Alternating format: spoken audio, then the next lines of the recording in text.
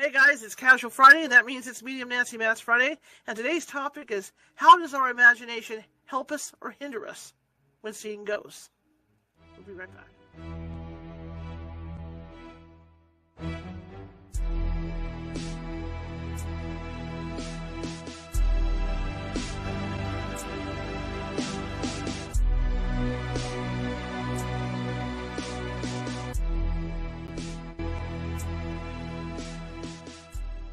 Grab your popcorn and snacks, find a comfy spot, take a seat or lie down, and let me transport you to a place of fantasy, ghost stories, ancient legends, odd creatures, alien encounters, and other magical topics. You may even decide to join the conversation. From faraway lands to your own backyard, with a small dash of pixie dust, turn out the lights and open your minds. The journey is about to begin. Good evening, everybody. Happy Friday. We finally made it to Friday. My name's Charlotte. I'm going to be your host. Excuse me. For the next hour. I'm also the owner of the California Haunts Paranormal Investigation Team based out of Sacramento, California. 45 strong up and down the state, which means if you have a paranormal issue, we can get to you. Might take us a couple days, but we will get to you. In the case that we can't get to you, we do have mediums on staff who can phone you and talk to you about what may or may not be going on in your given situation. And if it is paranormal, they can, in most cases, settle down the energy until we get out there. That being said, you can see I just flashed on. Flash on. Okay. It is a big news day, so just ahead of this morning, this neighborhood's full of Xfinity people, so it is what it is. I may drop off into that place where the Marios go and then have to come back in, right? You know how when Mario falls off the screen? Yeah.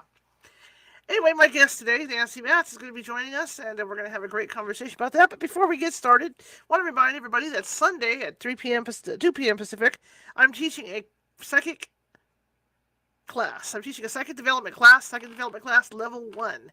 If you think you might have psychic abilities, or maybe you do have psychic abilities and you're using them, but it seems to be what I call psychic out of control, where there's stuff coming at you, but you don't know how to close that door, this is the class to take, because I teach you how to open and close that door. That way you can control what comes in and what goes out. Because not everything, when you're opened up, not everything coming in is going to be nice. And not everyone coming in is going to be nice. So I simply teach you how to control that and how to chase things away from you, too, if it comes down to that. All right, back on track. If you need our services as a paranormal team, that's cool. Just Google us, California Haunts Paranormal Investigation Team, or California Haunts Radio, and you'll find us. We are all over the web.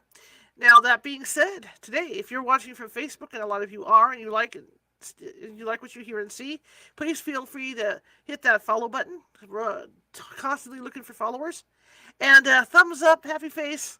These heart things I can never do. Tell you, I can do the Vulcan thing, with my fingers more than I can do the heart thing.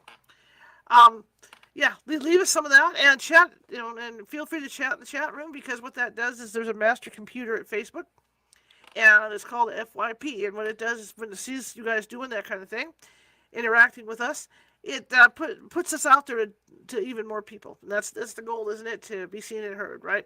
And that, along that line, share us. If you're in a house having dinner with people and they haven't seen the show yet, tell them to come on over and watch. Same thing with YouTube. It works all the way across.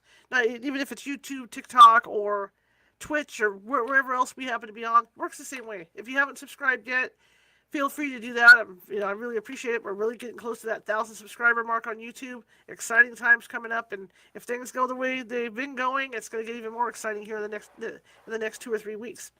So, okay, leave comments and all that good stuff. Works, like I said, it works the same over all the platforms. All right, so we're going to bring in our favorite medium in a few minutes here. And I want to thank Nancy for all the years that I've known her and all the time she's done this show. I started this show, my God, it's, I would say about 15 years ago. And it was on Blog Talk. Well, actually, it was on pirate radio, where I was doing it directly from my laptop back then. And then I switched to Blog Talk Radio, and now we're here, and I've been doing this format for 4 years. And for what it's worth, this is our 202nd show of this season. 202 shows this season. Sometimes it feels like it. Sometimes it doesn't feel like it. But we've had 200 shows already this season, or over 200 shows. Really exciting stuff. So let me bring Nancy in, and away we go. And yeah, really quick. And Nancy's been a big part. I'm getting ahead of myself. And Nancy's been a big part of 200 shows. I'll tell you that right now. Couldn't have done it without her. Here we go, guys. Let's bring her in. And I'm. I have you ever gone back and added up all the shows you've done I did it with blocked? when I applied. For this, it happened when I did last year's. We'll be honest about that. I looked at last year's stuff with the meetup. No, I didn't. I went way back on the meetup because when I had to apply for that grant money over at meetup, I had to go back and do that. So I was able to see Okay. So you what we were had able to done. count Yeah, Blog what we Talk? had done show wise. Yeah, yeah. Oh, And I don't remember if it I went all we the way back, but I know it came out to be somewhere around 2,000 shows, somewhere around there. So I don't know, you know, exactly if that's all the numbers for the last 15 you had years. I'm sure that 2,000 shows. So you've done 2,000 100 and shows, and I what? got How many 200 right now of what for this year. new series For this year, of or this for this season. platform For this season. Yeah, on this platform. No, that's just 200 for this season. season? Okay. So we're No, averaging, I think, around 400 shows a season, and I've been doing I, this I 4 years. I So the think I numbers are counted off. up once 300. I did Or, 300 or maybe on a that's what we couple do. that. Then I switch to September. Can I go from September to September for the seasons? It's a lot of Oh shows. dear. It's a lot, It's hard to but believe it's that we've fun. been doing it that long. Oh, I know. It's good to see that I'm getting better and better at them too. I remember when I first started this format. You hadn't come on board yet, but when I first started this format, how much I really detested being. It's not so much detested being in front of a camera. I just don't like the way I look in front of a camera. I have a thing about that. I always have. And here I I don't shot know if videos. anybody really likes. I've hosted videos and stuff, and you think I would enjoy it. I do on TikTok because I can fix it. You know what I mean? TikTok has those filters, right? Oh, that's all. So I enjoy doing TikTok. I don't. I I already know have the fixes stopped to it. trying to do big improvements. That's why there's buttons on TikTok for this. But yeah, I mean, it's not that I don't like being on here. I love this show. Now that I've done it for 4 years, and I'm used to being on camera over here. That's why the mic's where it's at too. I got my chin. I'm trying to avoid my chin from the neck up, right? But I'm used to it. But when I was first doing it, I was really, I didn't mind the occasional be on camera thing, but when it came down to really getting on here and doing this show, I was just, I didn't like it at all at first. But I like it now. I'm good. That's because I think I've let a lot of my personality and a lot of my likes and dislikes, my personal stuff in and out to out to the people that watch the show. So I'm not ashamed anymore of my different gaps and stuff, because Don't use those I'm words full on of the air, bloopers. honey. I would love to go back through and just grab all the bloopers and just run a blooper show because there are a lot of bloopers. Even the stuff for the intro, you know, like today I was having a hard time. This is my second show today because I pre-recorded one this afternoon, Oh, and for the life of me, I could not get the intro out. And I mean, it must have been 20 takes on the intro, and I mean, it was just I couldn't just 20. say it, and I couldn't spit it out. I just couldn't get it out. And finally, you just hear me go, "Pah!" When I'm doing it. So it'd be interesting to go back to the bloopers because it gets frustrating. A lot of times I'll be You know? talking to my client before we start recording, and we'll be talking, and someone will say, "Do you have this on recording?" I go, "Not yet." She said, "We'll say, oh, this is the fun stuff, is a chit chat, and a lot of times I'll bring up things that I forget to repeat when it is going, and Yeah. so the sessions only start when the recorder's on. That's what I charge. When it's just chit chat, but people like to know who we are. I Yeah. resisted it a lot because it's just not about me. It's about everybody else. I never thought that who would want to know about me. And I go, well, I am who I am. There's not much to say. I either had Catholic marriage early, dated the Yeah. same guy all through high school, cancer and divorce, and got on to figuring out why bad things happen to good people, and then pledged myself for the rest of my life doing this. And I'm still alive. By the way, we have a big storm ahead of us here. Lots of thunder. Can you hear Oh, it? I see the I don't know. clouds. I see the clouds. It hasn't hit here yet. I think Placerville's going to get it before we do. But I see the clouds darkening and darkening and darkening. I've been watching We that had for the some last real hour or big so. ones here. But I anyway, even did love it there. You know what? When I was in Montague, that was the biggest thing about Montague was the lightning. I loved the storms up north. Loved it. I miss that. yeah, I they miss the house shaking. I miss really, all that. well, I was at 3,000 feet, about 2,200 more than you. And it Yeah. was, I was on Black Mountain, Hornbrook, California, 3,000 elevation. And we had some humdinger storms. After a while, It was after I moved my great. husband down into the Valley for medical, I was by myself a lot. I says, people live by themselves all the time, but not on a mountain with the lightning hitting all around me in this But the snowstorms. sunsets were spectacular, you know. And then like when Yes. when it would snow, the hoar's frost. I mean, everything. It was just so spectacular, you know, because we had a pond on the property, so it was nice to go out there and watch the animals. Lots of wild animals that would cross the property, you know, elk and stuff, and it was fun. In fact, my brother-in-law used to give my mom a big thing of bird seed, wild bird seed, because we had Uh, peacocks I remember and that. all this other stuff on the property. It was great. But getting back to this, and like you say, But- people getting to know you, you know, wanting to be interested in you. I think, you know, with the way I've done it is that I'm a human being, just like anybody else that's out there listening to Well, the show tonight. I'm a everybody human else. being. I make mistakes, obviously, and I love polished shows. When you get a polished coast to coast, you got a polished show, right? I love polished shows, but you know what? Those people have producers working behind the scenes to help them with stuff. It's just little old me here. So when something goes wrong, that's me, and that's why I think I like it because you guys know how human I am because S happens, right? And so it happens to me more than it happens to a lot of people. But I mean, I'm not going to tell you how old I am. Nancy and I always laugh about that. But I'm adapting to technology every day. And so when something new comes out, I have to usually, you know, it usually happens, well, oh, let's update before the show, or something happens the night before. So I have to do this on the fly to adapt to this different stuff. So the majority of the stuff I'm doing on the fly. And if something goes wrong with the cameras, you know, I'm having to deal with that. I'm the only one here. So, I mean, yeah. So you guys get to see me. That's Well, the a real lot of me. us are. I may have a partner. A lot of us are. And Yeah. part of what I want to do, and I encourage people to go to my site. Shar acknowledges and encourages me to say Nancy Psychic. Yeah. Sign up subscriber. I will be starting shows also soon, and it won't be in conflict with Shar. It will No. be on all the readings. And those of you who've had readings, I mean, 33 years worth, like 20, 30,000, and those who've seen me in groups and at big events. What if I talk about your, now, what if? It'll be very discreet, but situations, it's so amazing, our lives. I Hmm. just I love it. I love it. 33 years. I told God progress in my life. And I think about retiring and I look at the pledge I made with him. I go, with the divine, he or she, and the divine that knows all and creates our path that we're walking. Um, anyway, it's very exciting. We just are raining really hard here. So hopefully they'll stay on the air. I do have a little longer topic Sure. tonight. Believe it or not, I started typing this like 2.5, 3 hours ago. Um, I went shopping and thought I had plenty time. And I come back and I had 2 clients back to back that took up most of my afternoons. So I typed it as fast as I can, then maybe a couple of repeats. Usually yeah, people book appointments.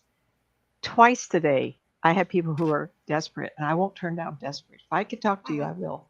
Hmm. So, and the one girl, she says, I've been thinking of my mother. She just, in my mind, I thought of her, and then I thought of you, and I thought of her call. And mother was right there. Like, oh.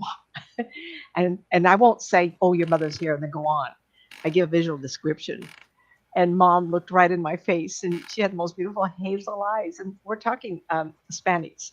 And here Hmm. she has hazel eyes. Oh, that's mom. I go, oh, thank goodness. And then she says, the grandma mother said, I don't know, she has, and then she says, oh, she died of congestive heart failure.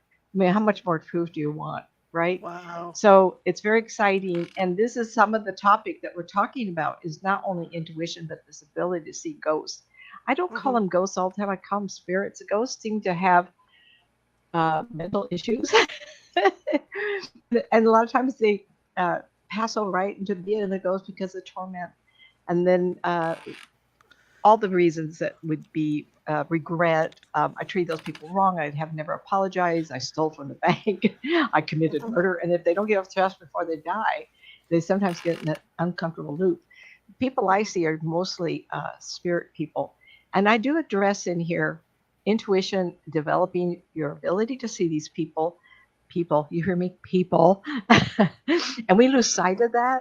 We call them ghosts, Mhm. we call them spirits, but we lose that connection of who they had been. And they Mhm. had been us in the flesh. And if I teach anything at all, get comfortable with that. And people will say to me, "Oh, you just have such a good imagination." And oh, okay, did you hear that? We I must heard write that. the under some thunder. It's keep going. I'm waiting for See, everybody. I'm so If it dies, soundproof back here sometimes that when it does thunder, I don't hear it because I have yeah, it so yeah, yeah. soundproofed. Well, anyway, if Yes, I ma'am. get really lost and I can't come back, make sure you call. Well, I don't know if you call me, but anyway, this is, I'll I'll get you. try to figure out how Trust to do this. me. Yeah, yeah, Trust me. yeah. Okay. Anyway, people ask me sometimes, oh, it's only imagination. You're just making this Mhm. up. And listen, everybody, I was an artist. My parents are artists, so that's given me some of the critical eye to be able to describe people so well. As far as imagination, I'm going to talk about some of the things that I encountered in my life to create more imagination.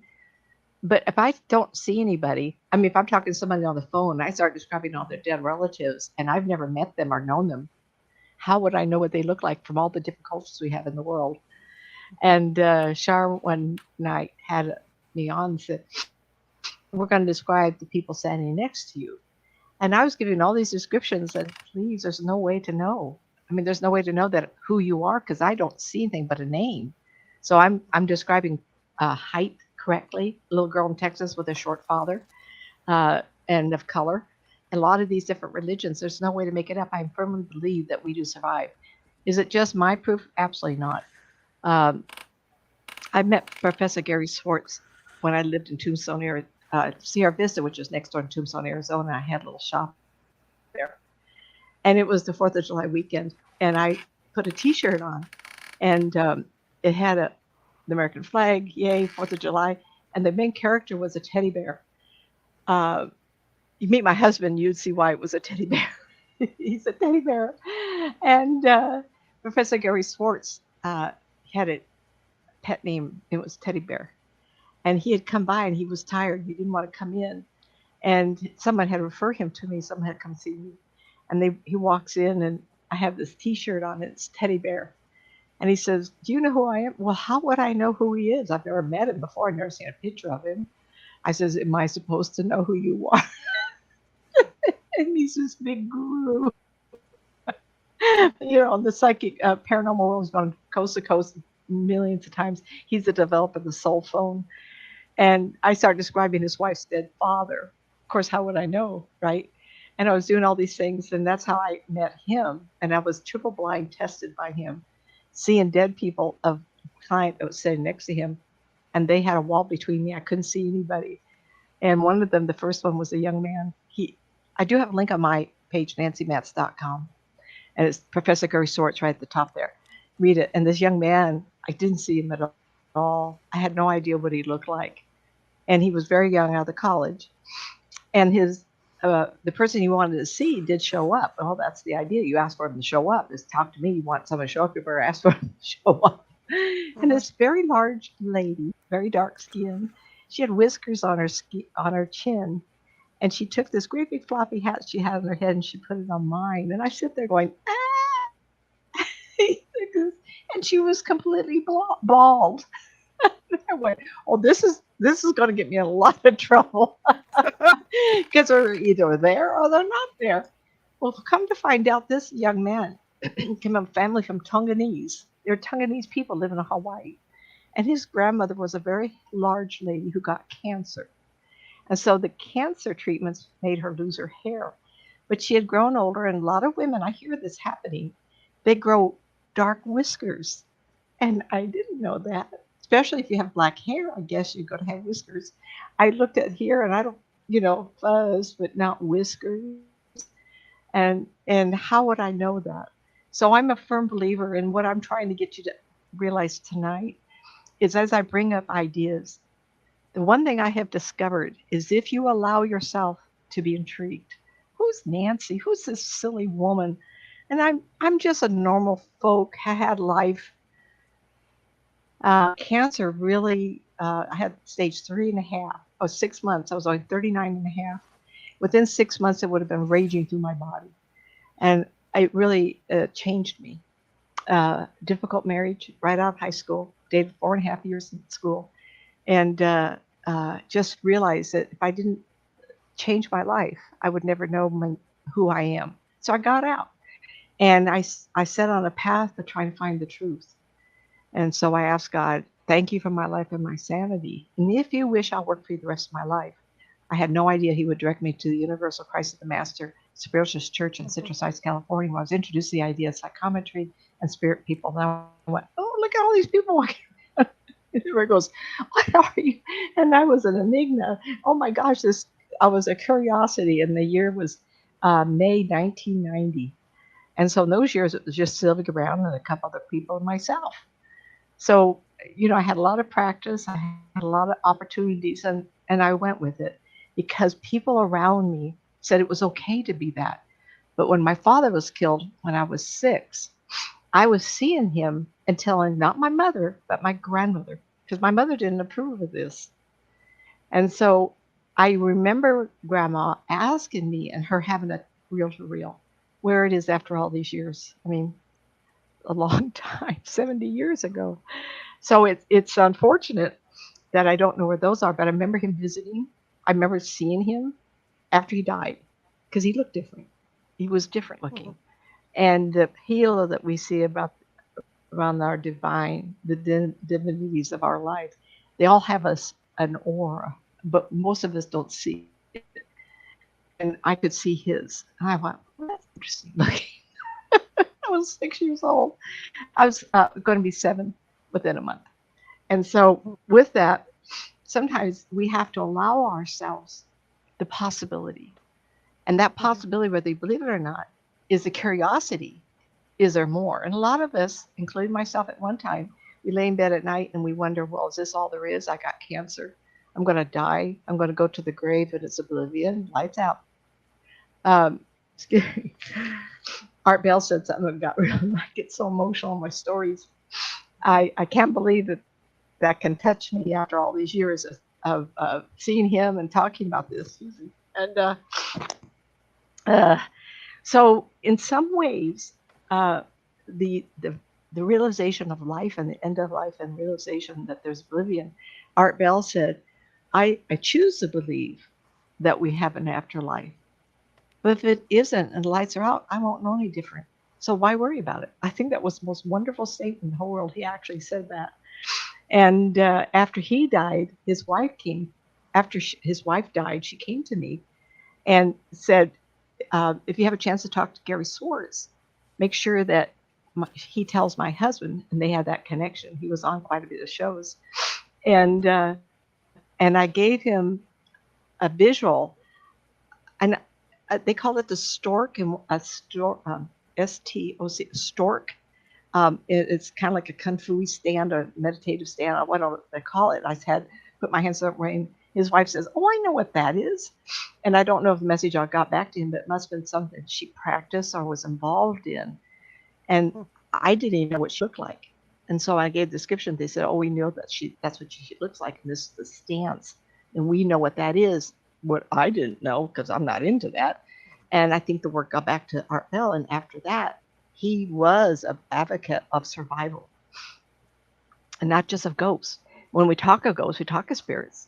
We put a line between our living self and the spirit and ghost that we're talking about or someone else's experience. We don't put ourselves in a situation, oh, that can be me, that will be me in the future. And I have a girlfriend, I have a lot of friends. I have a friend who has a chest issue, possibly heart, probably something else, who knows. And I swear to her, I says, don't you dare die. We haven't had our fun yet. And by golly, if you die first, you'll be here haunting me all the time. She says, you bet I will.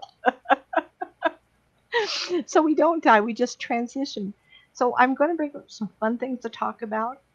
And one of them is, yes, all these things that help you recognize you have intuition. And once you go, oh, I've done that. I understand that. I've seen the movies. I've done, there's so many opportunities. Oops, stay with us here. There's a movie called Push, Push. It's about very intuitive and kids that are very gifted. And one of them, little girl, she can predict the future in small segments. It's very good. I would like you to be able to. It's really rainy here. I hope we stay on, everybody, please. If you have a chance, watch that. It's about the military involvement with developing psychic people for the involvement in the military. In the early 90s, actually, I had one of those people visit me. She was in the psychic program to develop weaponry. And the movie called Those Who Stare at Goats is something very interesting also, and the same principle of staring at an animal. It was going to be butchered anyway for dinner, stopping its heart. At one time, I did a large group of people, and someone was a good friend of mine, a little larger lady. She had terrible indigestion. And I know that there's healing with hands and all this. And my hand, I could feel my hands. I stretched out my hand and I moved it toward her and I squeezed her stomach. And as I did that, she belched. So I know that that's possible. I know we can control and damage people to the place where staring at goats is no longer a joke. So I want to really talk about that. And I'm not going to go real heavy into those people who do not have the will or the interest or the inclination to want to be involved in this, because there's so many out there. But I will give you a few examples of you who may have been in those situations, who choose not to live in those circumstances, who change their life to be able to investigate. And one of the stories, and I may bring it up again, after I moved down from Pollock Pines, California, off of Highway 50, headed towards South Lake Tahoe, one of the reasons I moved was there was too much snow for me. Everybody says, oh, yeah, snow. Well, the problem was I was doing 2 or 3 events a weekend. I would do Friday night with church, maybe a Wednesday or Thursday night class. And then I would sometimes do 1 or 2 psychic fairs on the weekend. And the problem was it was always snowing. And one time I was doing a book signing at Arden Fair Mall, and it was sprinkling. By the time Arden Fair Mall is Highway 80 and Arden Way. By the time I got to 50, got to Placerville, got to Apple Hill, I couldn't get home. It was 11:30 at night. It was snowing like a son of a gun, like the rain is here. And they turned me away. And I was thinking of all my clients, which one would be up by the time I got down the mountain and go to South Sacramento. Someone I knew would be safe to just drop in. And he said, well, then I was going to give you, my daughter's leaving. She's spending the weekend with me. So I got somewhere else. I was so grateful. And after a while, you just have to give up and move on, So anyway, I would like to start. Shar, do you have a class at 8 tonight? No. Oh, good. Okay. Just creature features. We do have a lot. Go for it. Well, I'm good. No. We do. Last time we were on for 2 hours, and that's a little too long for me. But I would like to get started with this, and I would like to bring everybody back to their childhood. I was a very outgoing, athletic child, and I was always on the swing sets or doing this. But one of my favorite things to do is between the houses, my house and my mom's favorite friends were next door. They had a strip of mint that someone had planted 10 years earlier. And it was a little strip of dirt with mint in it. And I loved the smell of it. And I had these little cars, little metal cars, and matchbox cars. And they were all different kinds. And I would build a city with a lot of little roads. And I envisioned a town. Now remember, it's only mint and dirt. And it wasn't even mud. It was just like, you pat it out. And I had such an imagination of creating my own universe. And I think I had 4 or 5 different kinds of cars. And I would build the roads, and I just spent hours and hours. And I remember my mom looking for me, thinking, well, where's that girl? I was across the room in monkey bars. Now I'm in the dirt between the houses. And I would play for hours with my imagination, creating people and places. And fire stations and police stations, the grocery store. It was quite amazing. Looking back, all I remember is the greenery of the mint plant and little dirt paths. But as a child, 10, 11, 12 years, 9, 10, 11 years old, to me, it was a universe all by itself. And if you stop and think of it, how about little girls and their dolls? My sister was way into dolls, as well as my mother's friend. They had a daughter who was into dolls. It wasn't my gig. I just wasn't there with the doll. I look at the doll, hold it up, and go, okay, put it down. It's like, what? The doll doesn't move, doesn't do. I mean, it looks like a baby. I don't want a baby.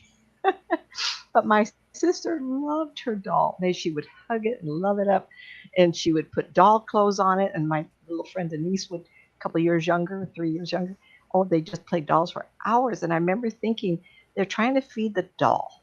The doll doesn't eat. But it didn't matter because that was their imagination. That was their world. And they loved it. They loved that. And I at the time would criticize. At the time I didn't understand, but we all have our own set of imagination parameters. And Bonnie was my sister, was a very creative person. She got into journalism, government, and she got into and she would do creative writing. It's something that I was never really interested in. I was good at the marketing business in college, and did well in English, whatever. Of course, a lot of it's lost if you don't use it for 30 some years. But at the same time, it just was that creative vein in me. Now, that's also about Char. Char may not be a novelist, but she's a journalist, and it's a totally different way. And so my marketing was advertising, and that's the same. Of course, I didn't realize I was going to write a novel until I wrote The Unwilling Sacrifice, and I loved every minute. And the reason is, I'm going on with this, is that I created a situation of family. I created individual personalities and how they interact with each other. I created the beginning of the story. The young woman who would be the main character was on a collapsed building in Jocelyn, where the big tornado went through in, I think it was 2003. I'm not positive, or 2014. I wrote the book, so 13 or something. And Jocelyn, it was a beautiful community, but had one main boulevard kind of thing. And the tornado went right down the center of town. Of course, a lot of the residential areas were destroyed, and the book opens up with her laying underneath her house with the cat looking down on her. And the cat was sitting on top meowing, and so the ambulance came and rescued her. You have to have imagination. I didn't know I could do that. And as I was writing it, I realized that my friends were telling me they got wrapped up in it, meaning they experienced the fear that she had. And as it went on, the tension of what was going on in her life, people would say, I got anxious. I had to keep turning the page. Please, of course, I would love to have you look at the book, but I'm telling you this because any book you read will give you that. Now, I have some friends that are writers, and I have friends that read a lot, and they talk to me, right? And I have a friend who is a romance reader. She has thousands of books. She reads every romance possible. Have I? You know? And she says, I just put myself into the lady's life, and I pretend it's me, that I'm being wooed by this beautiful man on the cover. Her imagination captures her and takes her off. I love that. We have to find that which interests me. How about the TV shows I love History of the Travel Station, Skidwalker Ranch. Oh, I'm on that ranch with that guy talking, the scientist. I'm nodding my head. Yes, yes, yes. Our imagination runs wild. There's UFOs under the ground. There's black holes circling the property. We want to have that happen. We're imagining the excitement of that discovery. Absolutely. And so we have those things. And so, landscape of a storyline, how many have written? And you have, oh, I can't seem to figure out what I want to say. And they look around the room and they look at another book of this. Oh, wait a minute, I got an idea. I had someone come and tell me that they were on an airplane. Oh, it happened twice. I'll say the first one first. So this young lady, a family I've read to quite often, she had this wonderful opportunity to go to college in Scotland. And we were talking about her writing. And I says, oh my gosh, you have the best characters in the whole world. You have a school full of the people that you could write about.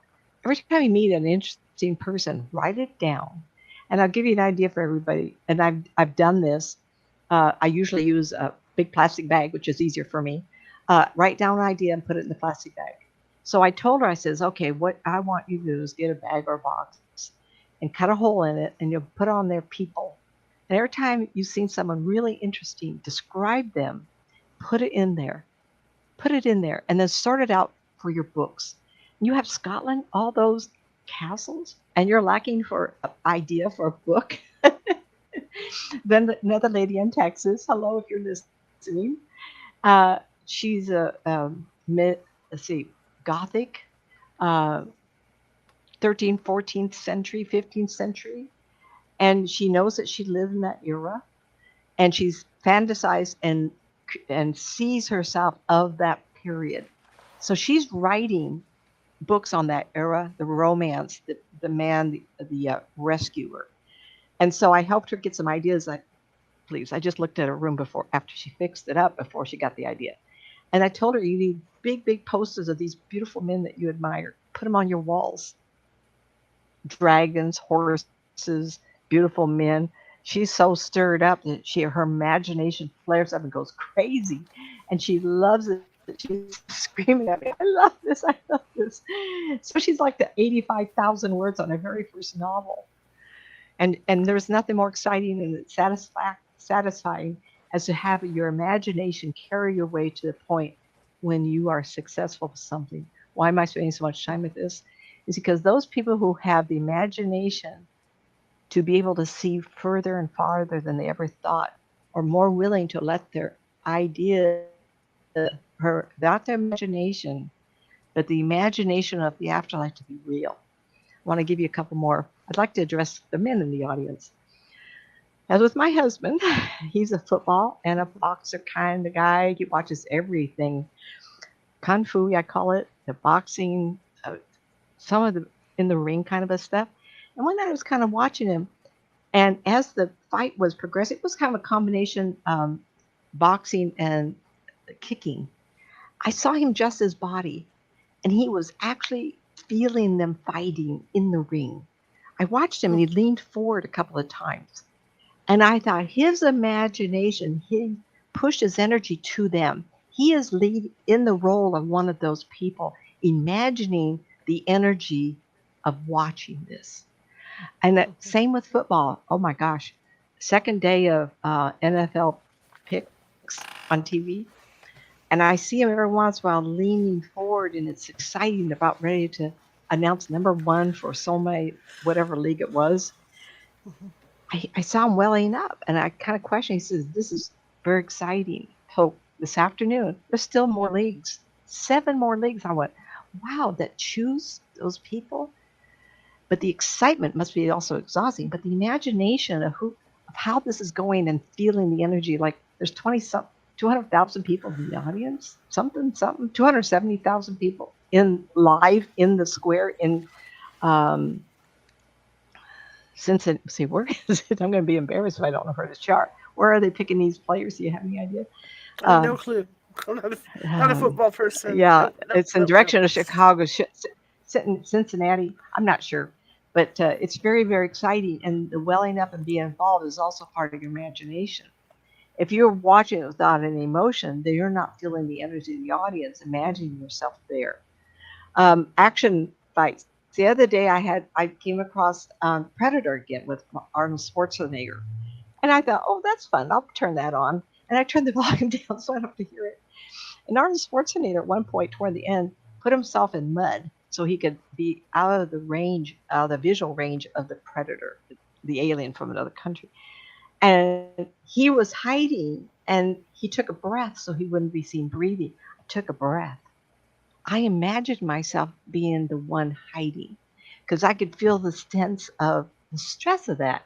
And I appreciate all the movies that are out there geared toward men, the fighting, the shooting. My husband loves the police, the FBI, the CIA, all those with the vibe. But it's the action that you get involved with. You imagine yourself as part of it. That's intuition also. You feel it. Um, and of course, the ones that I stay away from, I try now, creature features. Some of them are real fun because they're 1950s, 60s, and 70s. Yeah, seeing how they progress. Like um, some of the ones with the most beautiful avatar was absolutely gorgeous. And a lot of times there was a sequence of people and riding the dragons. And you could almost feel the air hitting them, your imagination of doing that. Um, but the killer in the forest, you're taking a walk through the forest, and you have that feeling like, I'm not alone. And you don't know who it is or what it is. It could be a raccoon, it could be a bear, or it could be a guy with a hatchet. Oh, how awful. I don't even think that. Because you know what happens? You put yourself in that role. You're imagining what's going to happen. Those of us that can do that have an opportunity to imagine to a higher and greater degree. But I find the most successful ones that can feel what I'm talking about um, also have the ability to enhance that to another level. And I could get real technical, but I'll just say it really fast. Spirit people say that those of us who practice this work over and over, like I said, really over 3 decades, you build up the energy to be able to do this. So I have friends that are very peaceful, very loving, very delicate little flowers, and they don't have a lot of energy. But their readings also reflect that. They're very flowery, they're very soft, they're very nurturing. Yeah, well, I'm different. You know, I have a lot of them. I went shopping. I've talked to two about 2.5 hours. Well, I talked a lot today, and I'm doing this tonight.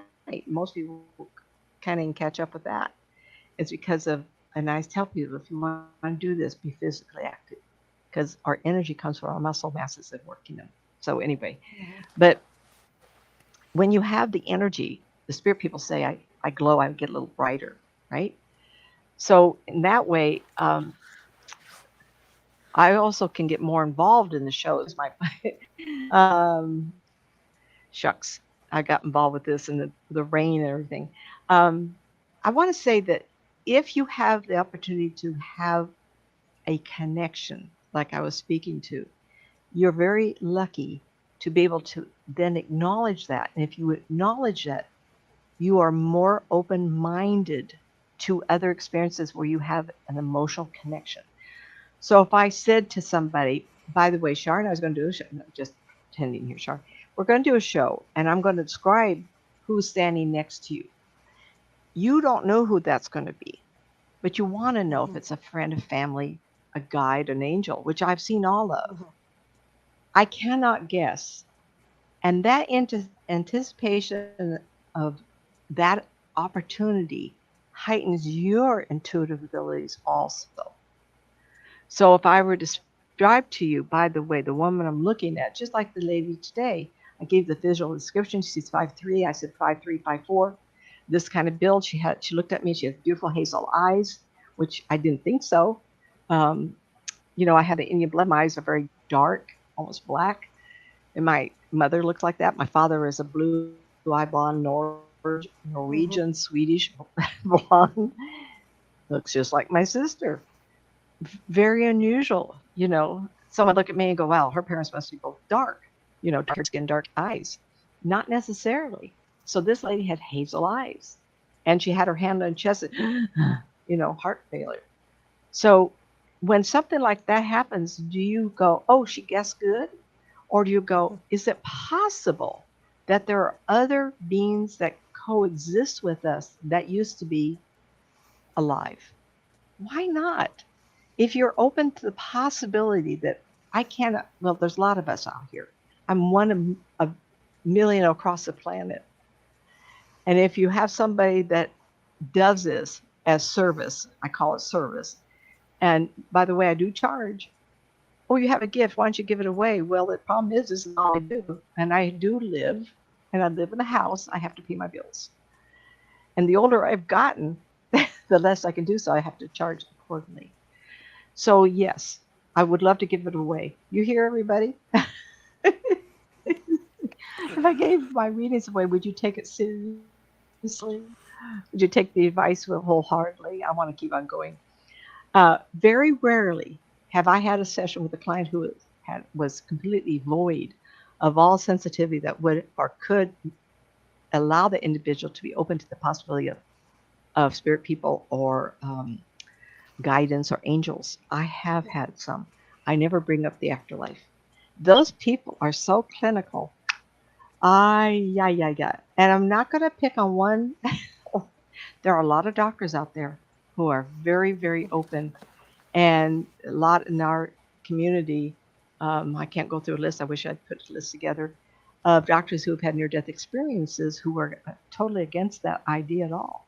Yet, if they float around in the hospital in their spirit form and they're seeing people praying in the other room, and someone goes and kicks the food bending or the coffee machine or whatever to have something happen, you say, "Well, why did you kick that? It was going to come out. Just good time."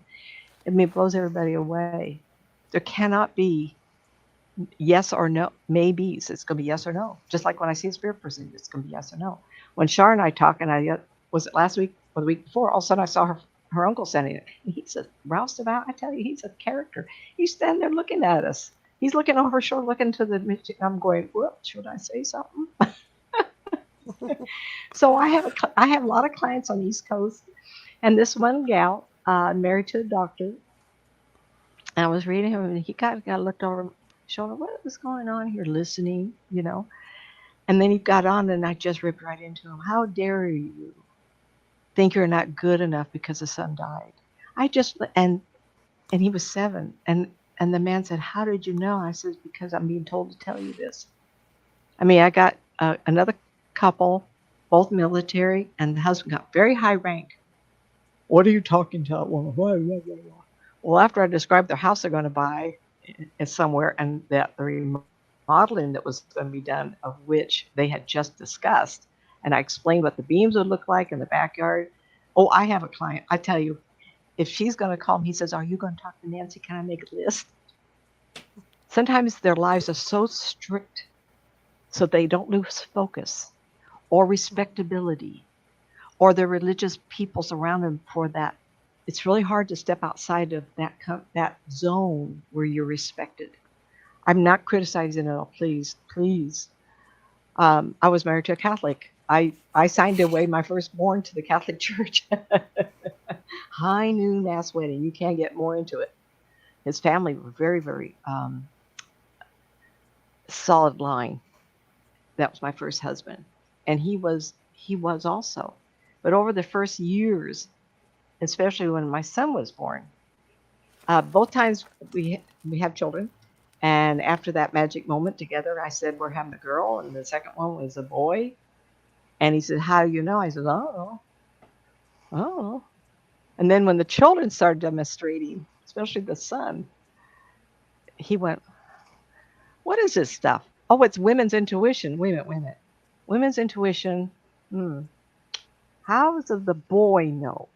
He's 7 years old, and he just looks like mama, going right for it. And I made a believer out of him. And he was in police work, high-level government official. Oh, no, he's not going to risk. Oh, yes, he did. And it's time when I told him I had a problem and I needed to have something done. And synchronicitous of the storyline to have that test done before it was authorized by Kaiser. I went out and had the test done, my own dollar, stage 3.5 breast cancer, aggressive. At that point, I got really lucky. How did I know? And he used to say, "How did you know? How do you know this? And why did you go there for that?" And I says, "The universe got me there." And I say, "I'm not interesting." Well, we all have interesting stories. Every one of us living has those interesting stories. Well, let's go on. So I am with sympathy and reservation of conflict. I never point a direct. I married a man who was military, and he got out, and then he became a lineman for the telephone company. Then he became a foreman, and then he became a widow. And a friend of his who needed a place to live rented a space from him. And she says, "You need to talk to somebody." Oh, no, no. She says, well, let's be safe. I'll call, and she got a hold of somebody, a psychic medium on the East Coast. Well, she said something to him of only which he knew, and that was at night he liked to read to relax. And his wife would allow him, so he had a singular little lamp on the book, and she would go to sleep, but he had to read for a half hour. It was part of the shutting down process, and she knew that. And he got back to the friend and said, uh, is this real? Oh, I have another friend, and she gives talks at the East West Bookstore, Howe Avenue and Fairbanks Boulevard in Sacramento, around the area where Shars lives. And he was, okay. So he watched me a few weeks, and he called me up and offered me golf lessons, a session. And when we got done, he says, would you like to? I told him I used to ride horses, and I was playing golf. And he said, I'll give you golf lessons. And we were married within a year. And he was intrigued enough. It had nothing to do with everything that we were, the connection with the telephone company, because I was engineering supervisor when I left.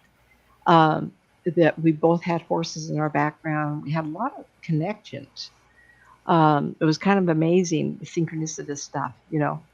And over time, we married 21 years here next month. And he now not only believes, he's been shocked out of his skin by some of the things that happened to him. And you know what it was? It was like he couldn't deny the idea that I could see his wife and describe things. He couldn't deny the idea that our world is full of people, because he would take me to cemeteries. Oh, Nancy, I knew you would like this. I says, I don't know if I like this. There's dead people here. And they're staying. If I look at them, they're going to follow us home. Oh, don't let that happen. And then times we go to this shopping mall, and I go, oh, God, there's a dead person looking at me. You know, there's a spirit person. Or restaurants. Oh, they're everywhere.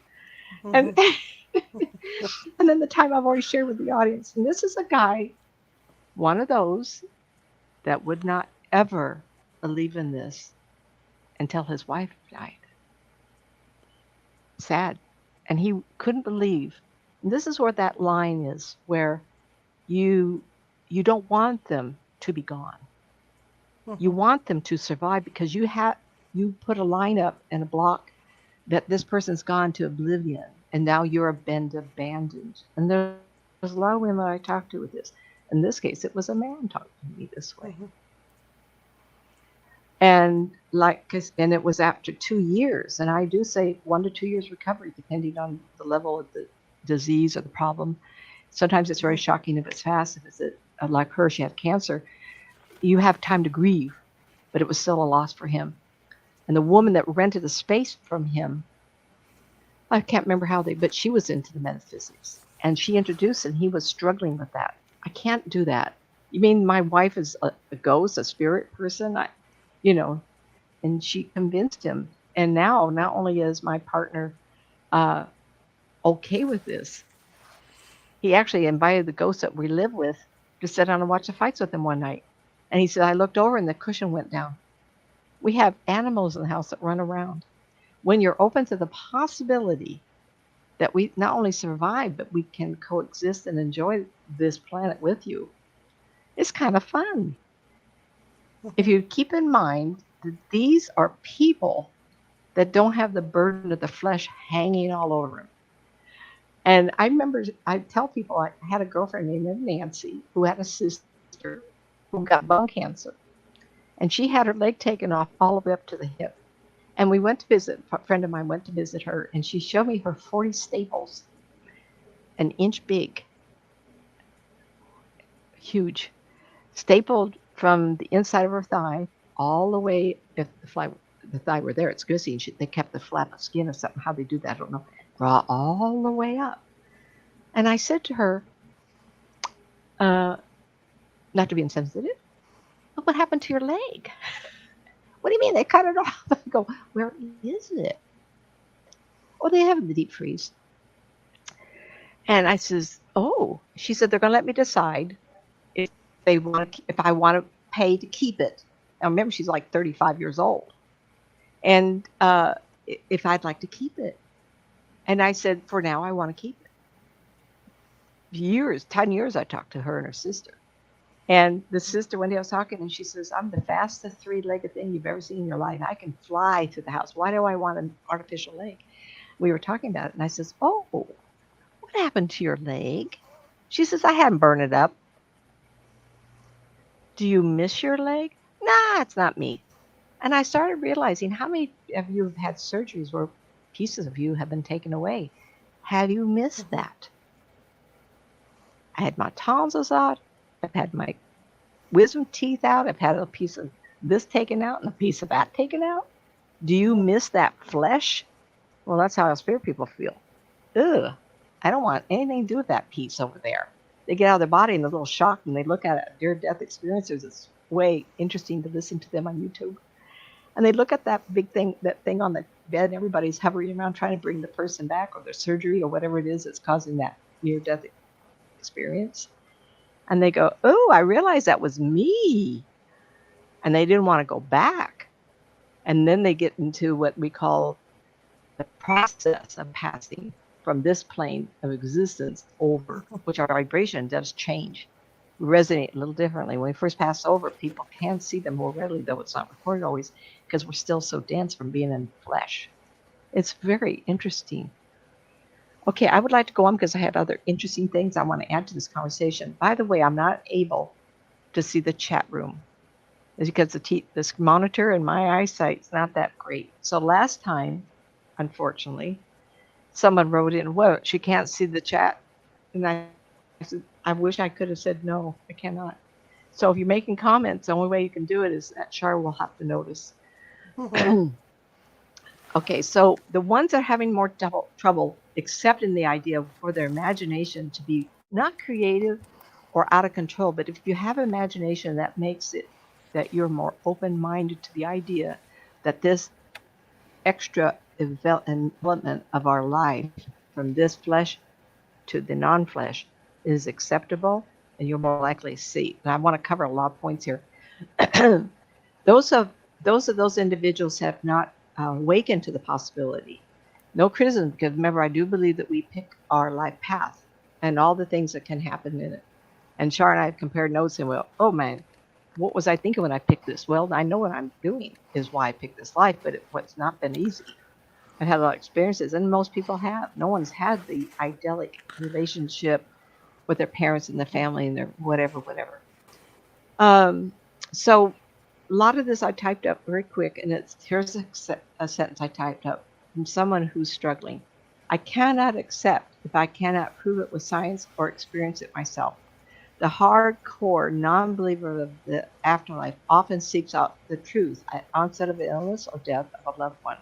And that's exactly the man I married. He had this experience. Now he's embracing it. He loves it.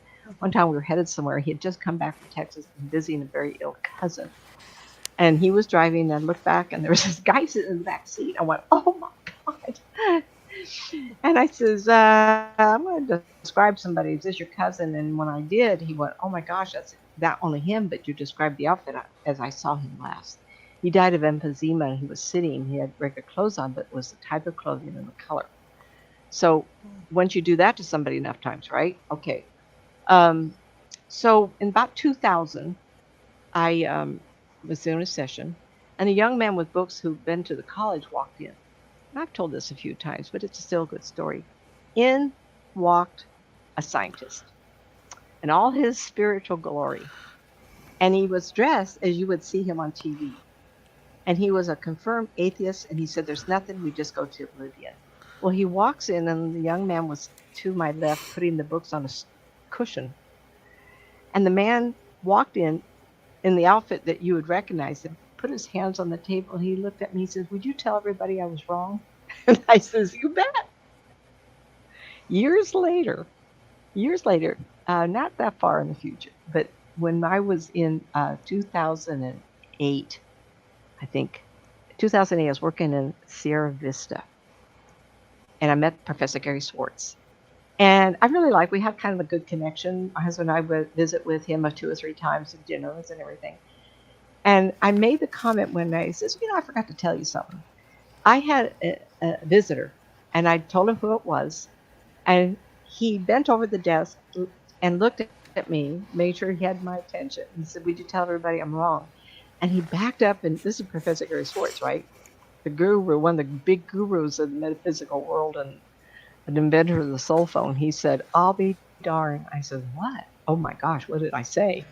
He says, two other psychics have told me the same thing, two other women, and you're the third one that has said this individual has come to them and said that he was wrong. Wow, wow, wow, wow. Question in the chat room. Uh-huh. Nancy, how does someone know if it's their imagination or not when they see a ghost or see a spirit? Well, I'm going to go there, but I will answer that also. Okay. There are two ways. I think that sometimes when we're trying too hard, I want to see something, please, please. You can pull somebody to you because the energy it takes, the anxiety, the stress of a ghost investigation, someone half a mile away will feel the energy of, oh my God, there's a ghost. Feel the energy come up through you. And they can show it. They may not be in the house, but they can show up. So the anxiety level will also attract people to you. When I was doing the cemetery tours, I used to say we used to have 150 to 200 people, and less and more.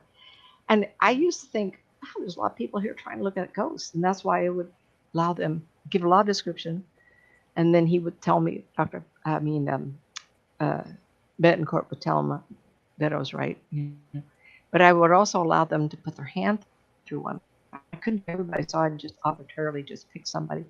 And at the end of the even, we'd triple the number of spirits that would show up because other spirits would see the gathering and the energy. Ooh, Nancy found another ghost. Oh, she's describing something. John Betancourt said I was right on the person. We had a senator show up, tall, lean guy, and a mound in the middle of the Sacramento Cemetery. And he said, oh, I was a senator. I was all Mr. Important. And guess what? My wife is buried next to me.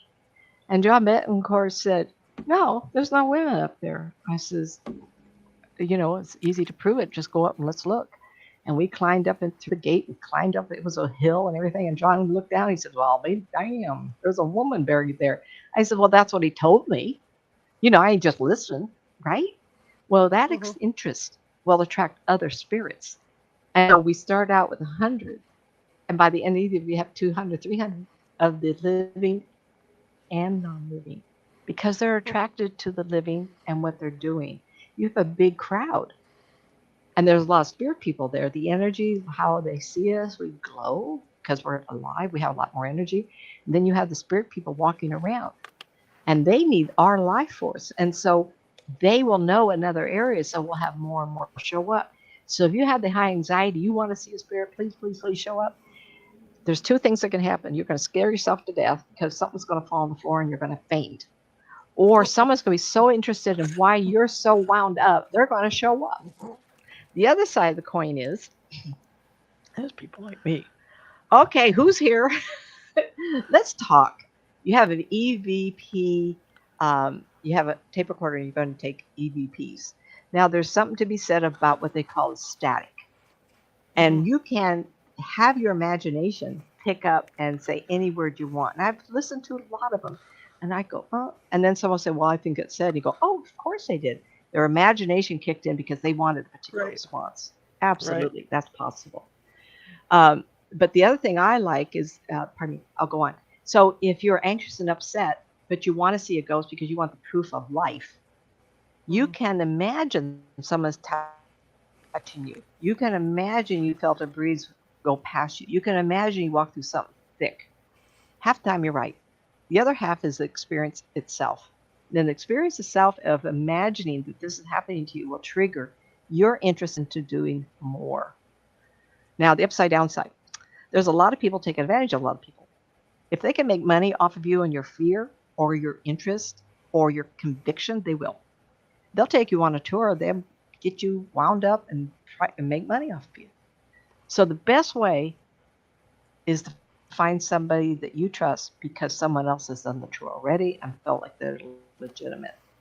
I've already told you one of the young men that I really like on TV, the Ghost Brothers. I believe this man is very, very genuine. And he's very sympathetic, he's very polite, and he's very generally interested in the people in the cemetery. He does not have to stir it up. And he also believes, as I do, they're either going to be there or they're not going to be there.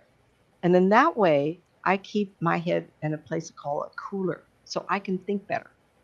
When I do a reading, I'm not going to, until you want people to show up, then tell them to show up. Don't have to tell me.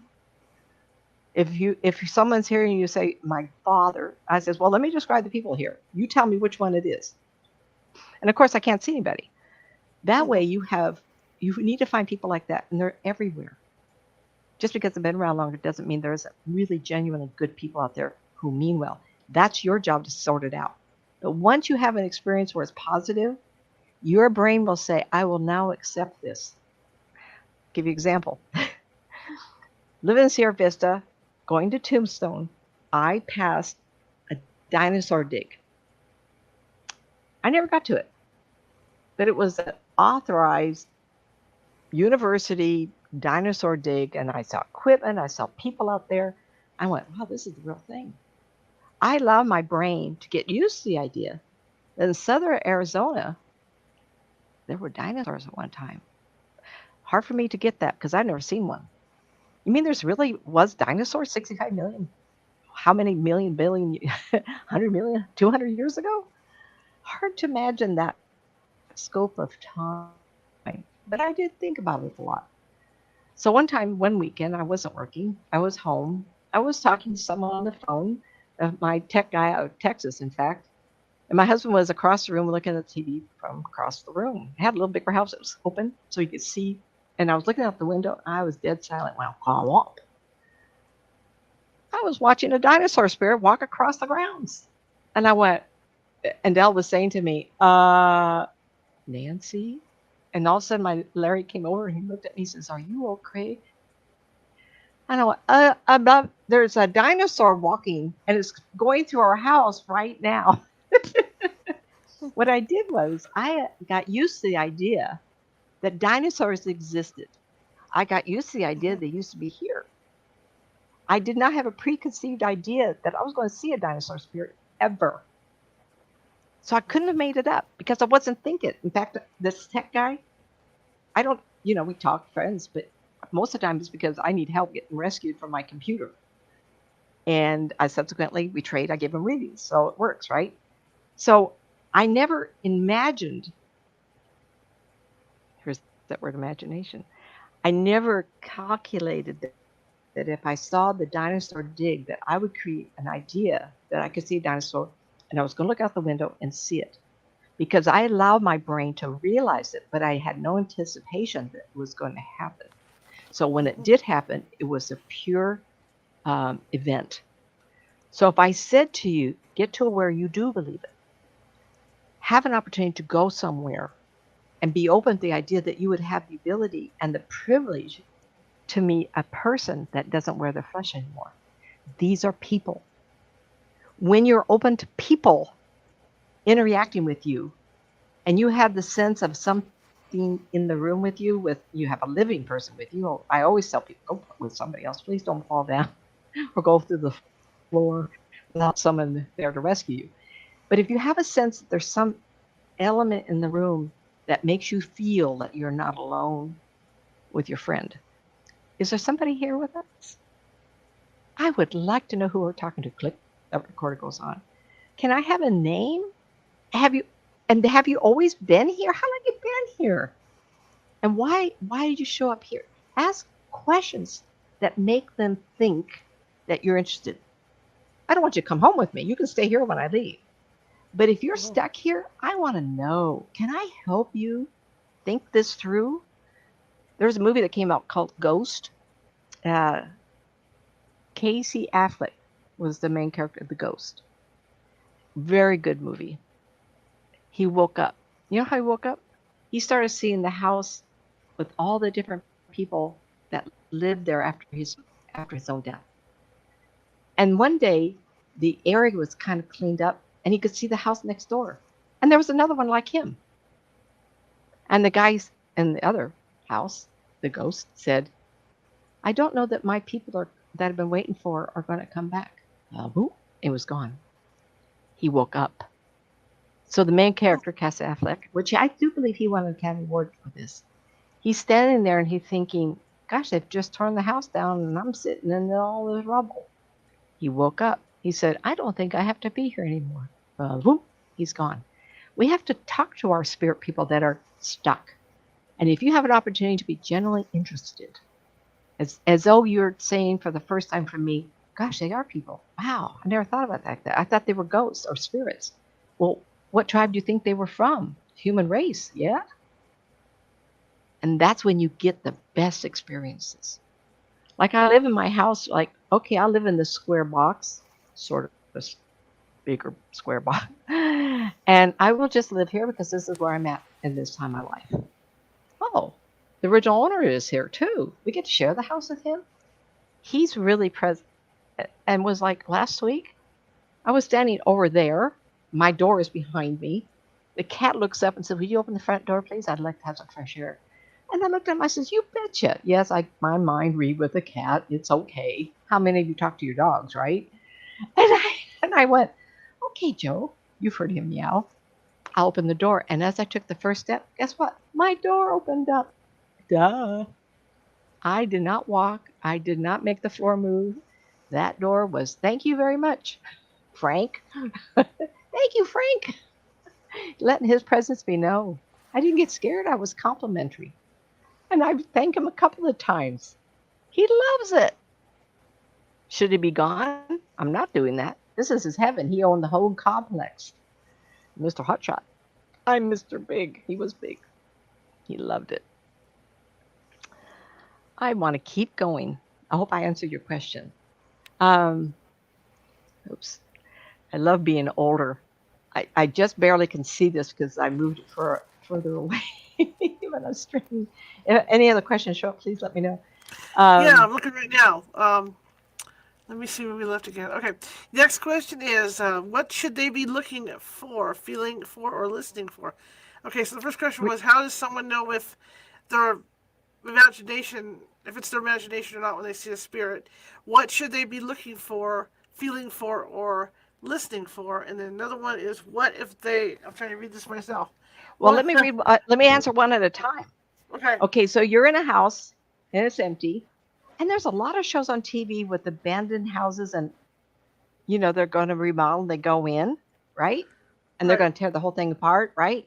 That's a good time to do a ghost investigation before you rip all the walls out, right? Because the activity will stir them up. I'm very sympathetic, and I go in with that. May not know it, but before I go in, I calm myself down, and I will not accept what is not mine already. I will not let someone blend with me, and I don't know if it's protection or I have a tremendous amount of what we call faith, because I work for the big guy, the big, he or she, the diva, she or he who's in charge. It's the divine. And I really know, if you're a spirit person, you don't want to mess with me, right? So I go in with a curiosity and I open up my senses to see if I have a sense of somebody. Like, just relax and close your eyes. If you do, start a conversation. Ghosts and spirits, unless it's frozen, they have emotion. I have been killed. I've been left behind. All age groups. They have a lot of feeling and emotion. So if you're flooded with emotion that isn't yours, or your partner, hopefully you're going with somebody, that's somebody in the room with you. Oh, is someone in pain in here? Is there somebody that needs my help? Can I talk to you? Make sure you have your recorder on. Click so that you can do that. And don't wait until you're done. Play it back. If you talk to me, I'll record it. I'm going to listen, and I know then I can help you with what you need. You're there to help them. You're not going to be there and then abandon them. Please don't do that. If I become a spirit person and my family says, what in the world is Mama sticking around for? Get me to talk and tell you why. Part of a ghost investigation is to release those individuals that, I'm not going to say they did wrong or bad in their life, but unfinished business is usually the deal. And if I don't get in my RV and do some traveling, I will do it in the spirit world in someone else's vehicle. So I better do it because I love it. I got clients all over the United States, and I would like to make a few runs of doing it. And I would like to investigate some of the highlights of history that are very haunted. I love talking to people with history.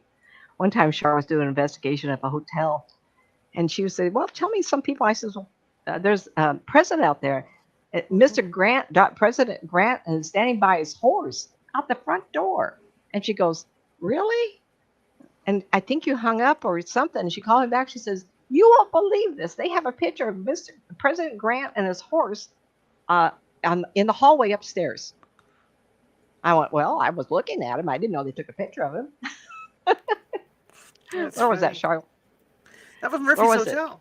Murphy's. Murphy's Hotel? Murphy's Hotel, yeah. Who knew They that have a suite. President There's Grant a would suite. go there? There's a suite dedicated to him where he stayed. They have it Is that right? roped off from everybody, yeah.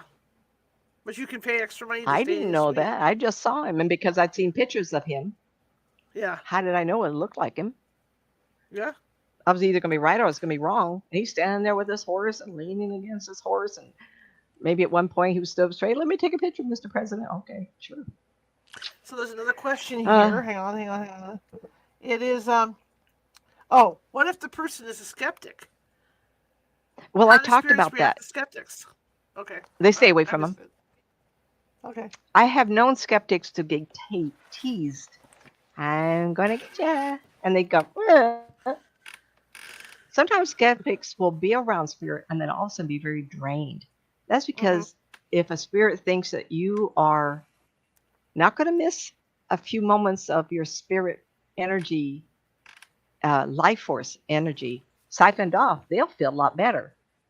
Mm-hmm. People who have readings from me, they'll say, "Oh, I feel so much better." I said, "Well, I've been part of you for the last hour. You better feel better because I don't get that back."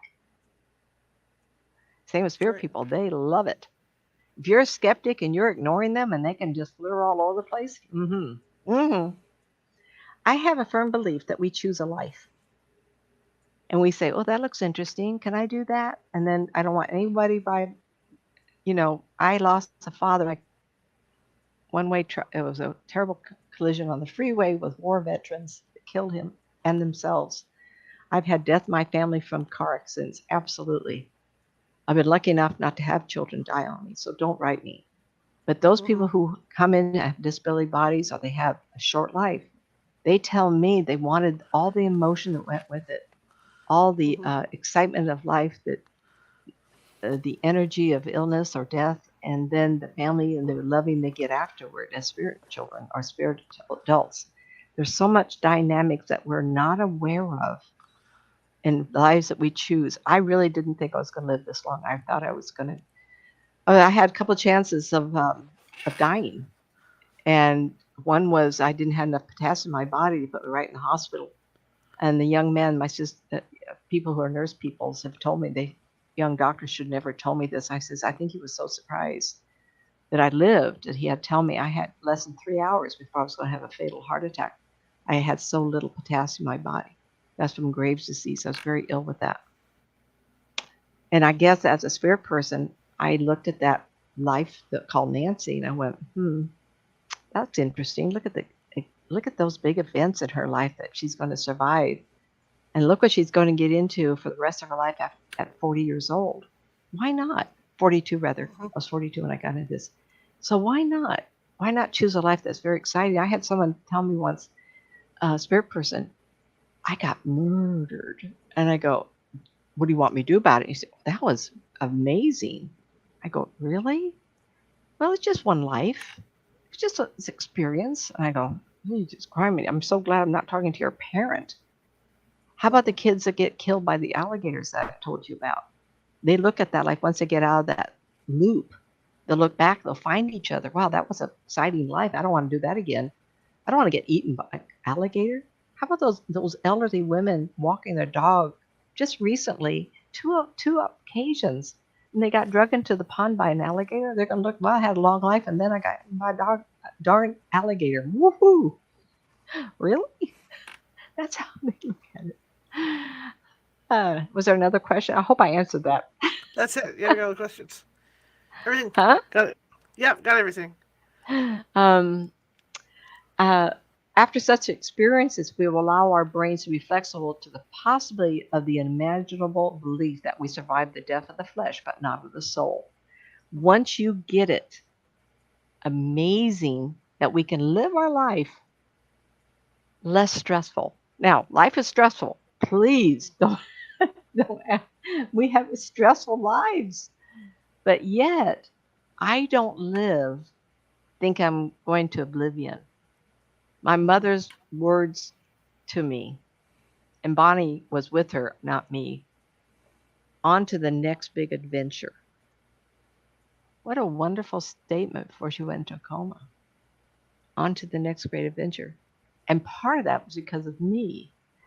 I went up there to entertain the people in her 7-story retirement complex in Portland, Oregon. And there was a group of people that came to me. There must have been 40 people in there. And I started describing the dead people that showed up, spirit people that showed up. And at least half of them recognized those people. Oh my God, that's my husband, or whatever I talked about. It was just 2 or 3 hours. Mom wrote me back. She says, I couldn't believe that you did all that. And she had gone to other talks. And as a spirit person, she showed up on stage a few times, almost knocked me off the stage. I was so, what? Mom's here. Blah. But she says, I'm the most popular lady up here for the last month. I've had everybody talk to me. How fun. And she totally believes. And there were so many incidences that made her aware. We live our life with so much stress. Just enjoy the ride. Do the best you can. Mm-hmm. And I have expression, do not harm another person's soul.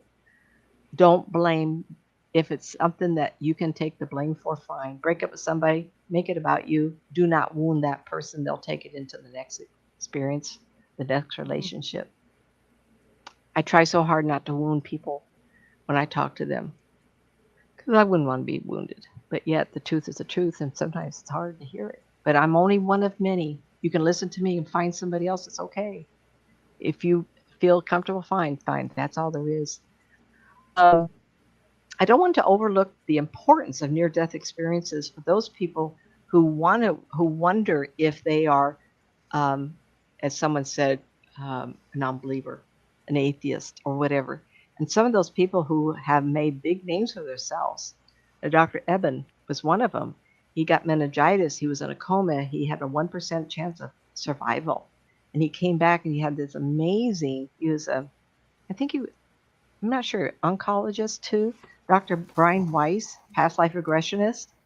He got proven that there's life by saying to people, go back to the trauma that causes your tic, your inability to accept this or that, and they go back 2,000 or 3,000 years in which proof can be found. And it made a believer of him too. So the professional people that we believe, we put our trust in, Dr. Professor Gary Swartz is one of them, is that when they come out and start talking about it, maybe we believe it more. Okay, so the near-death experiencers are amazing stories. And it appears that a lot of stories are similar. A lot of stories don't have the same storyline of how it happens. One of the more interesting ones is the Frighteners with Michael J. Fox. He passes over, and the trip to the afterlife is very common. The bad guys coming up after him, they don't get to come. They get pulled back down. I have never seen. I'll make you watch a movie to see that very end. I've never seen that.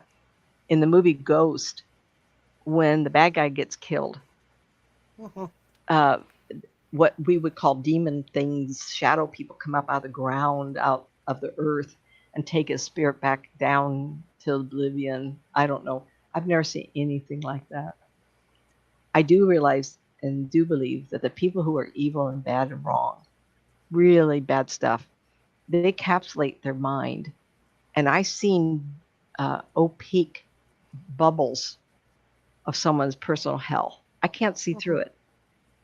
They're created inside, not a ghost, but a loop inside of a sphere of their imaginary hell.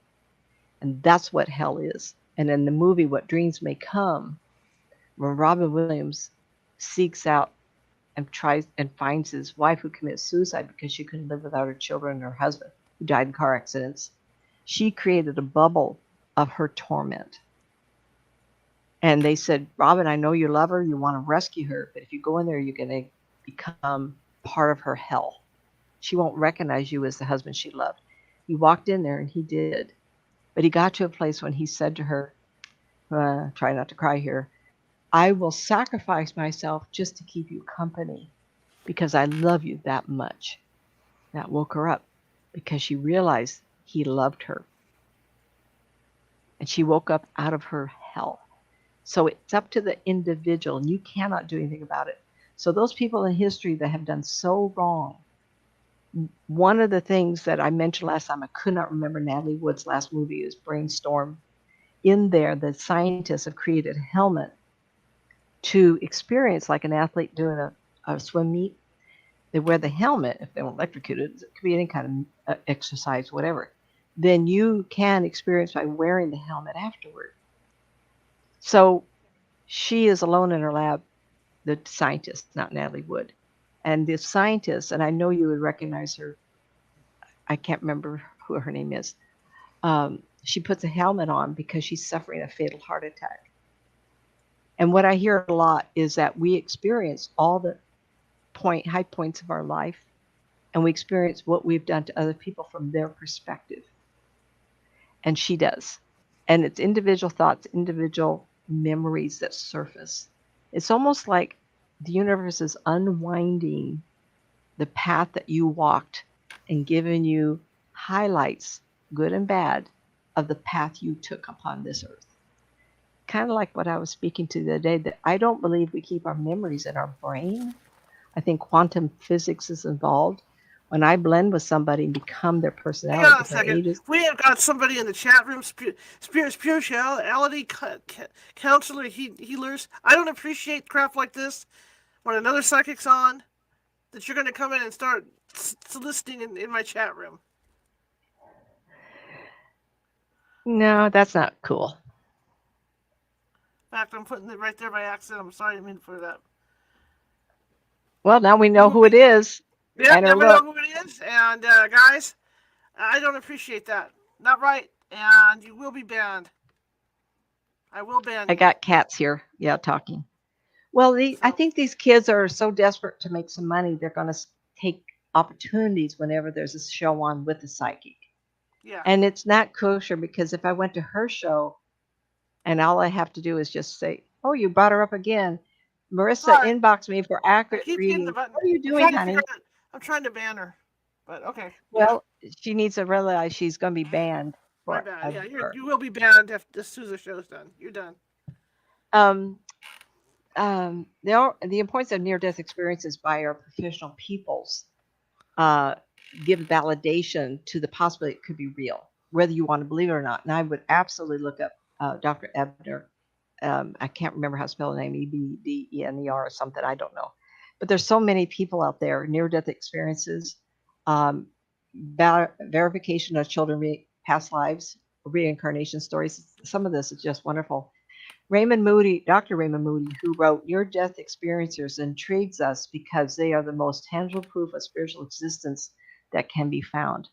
I met Dr. Raymond Moody early 90s, and he knew of me. I knew of him, and we acknowledged each other in San Francisco at a big event. And I have followed him and purchased most of his books as I have Edgar Casey. It's worth looking into him. And Professor Gary Schwartz, amazing intellectual genius. Some of the books he has just evidence of the afterlife and amazing storylines of Dr. Brian Weiss, Only Love Is Real, Only Love Is Real, Many Lives, Many Masters. Terrific. In situations of encountering the possibility of seeing a ghost, if you try too hard, you will have a sense of love of one. You have a sense of one.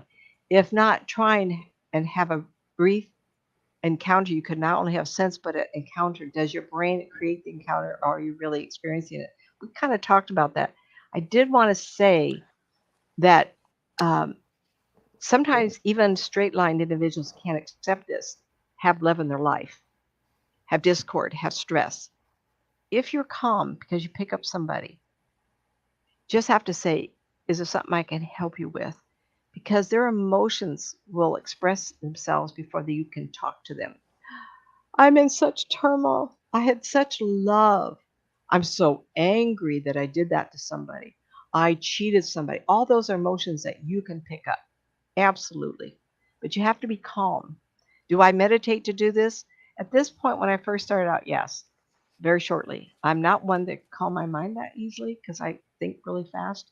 At this point, turns on and off very, very fast. So the switch to be able to do that can be manipulated by my will very quickly.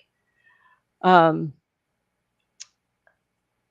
so I wrote this up. Hello, may I please know who is trying to talk to me and can I help you? And some of this I wrote up and some of this is from Psychology Today.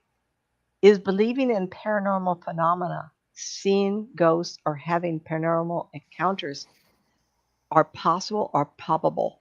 Yes, you can be in the paranormal phenomena environment, go to talks, and that opens your mind up to accept the possibility that phenomena of the paranormal can be possible.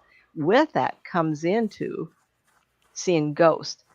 Your personality is important. Those are outgoing and fun loving and charismatic. Of course, they're going to invite ghosts in their life also. Your upbringing is also important. Sense of humor is important. Someone who is willing to be open minded. This is a good predictor of embracing paranormal beliefs. Your religious background may influence the nature of the ghost you see. So we can go through that, or we may skip it and say, if your religious belief says you cannot rise from the grave until Judgment Day, you may never see a ghost. I got married high noon mass wedding. I took all the practices. I did everything to become a good Catholic. The problem was when I was getting married, there was this man pointing his finger and laughing at everybody. I saw him. We locked eyes. He went, uh-oh, someone's looking at me.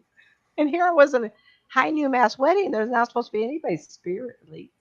And here was this ghost walking around watching everybody, us getting married. Kind of shook my world. I was very young. There is evidence that human beings may be evolutionarily predisposed to see ghosts and other paranormal presence. Absolutely. In the carvings of caves, everything, there are human beings and there are spirit drawings. Absolutely. And UFOs, by the way. Um, there is some statistics that was given on parapsychology that I thought was interesting. And if you ever seen one yourself, you have something in common with about 18% of Americans. Well, that seems like a low number considering all the people that I talk to and have listened to my shows. So we are the only 18%. I think there's a lot of communication and a lot of things happening that people say, oh, I'm not going to believe in that. And it was a paranormal experience. Absolutely. How about real estate agents? There's a show on TV. I think it's coming around to Beyond. It's about a real estate agency that take care of paranormal experiences. Somebody know the name of that? Shar, if you see it in the room, let me know. And I believe that happens. I have lots of real estate people, and they go into homes. I had some fella call me. He says, the guy died in the house. Is he still there? I put my mind to it. It was up there in Shasta Mountain. And I went, yeah. He says he's missing something he was addicted to. Oh, he was a teetotaler. Well, he called me back and he said the real estate lady went in to clean up everything. The whole freezer was full of chocolate. He was addicted to chocolate. You know, people who drink, smoke, whatever, they also sometimes turn to something that's sweet and like that. I'm addicted to chocolate. He was addicted to chocolate. He says, I'm missing this so much that he couldn't leave the house. Mm-hmm. I love that. And as the early man discovered ways, in the early man, like the caveman time, to always be on the outlook for possible danger, heightened our awareness factor. So you're deep in a cave and you got to leave. It's your turn to find the meat, honey. Go out there and find food. He grabs his club, he puts his head out, and sure enough, he could have it pecked off above him or below him. So you sit there and you just pause for a second and you sense if you're safe. You know what direction the food is. You also know what direction the danger is. And they said we were very good at that. Whether it comes down from one strain of cavemen or not, I don't know. I do have a good percentage of Neanderthal in my DNA, and the Neanderthal were very strong, hunter gatherer, really big animal eaters, meat eaters. So we wonder sometimes if people who are aggressive in business or high energy were they Neanderthal? I don't know. It's a very interesting comment. Um, so in our lives, though we do not have wild animals to kill us, we have not lost that fear. And when you feel the presence of possibly the unseen lurking in the shadow as someone is out to get us, thus people are seeing evil presences that not necessarily is the person out to kill you. I can guarantee you that a lot of you come in at night to a darkened house and you stand at the front door and you listen to something that might not be normal. Or you've gone through the house and you don't know where the cat or dog is, but you think you hear footprints. How many people live in old homes and there seems to be too much noise in the attic? Hello. I have people I know that were remodeling an old house and they changed the walls and they said, there's someone always walking at the back of the house on the left, right. We close that all off. There's different walls. I said, well, they don't know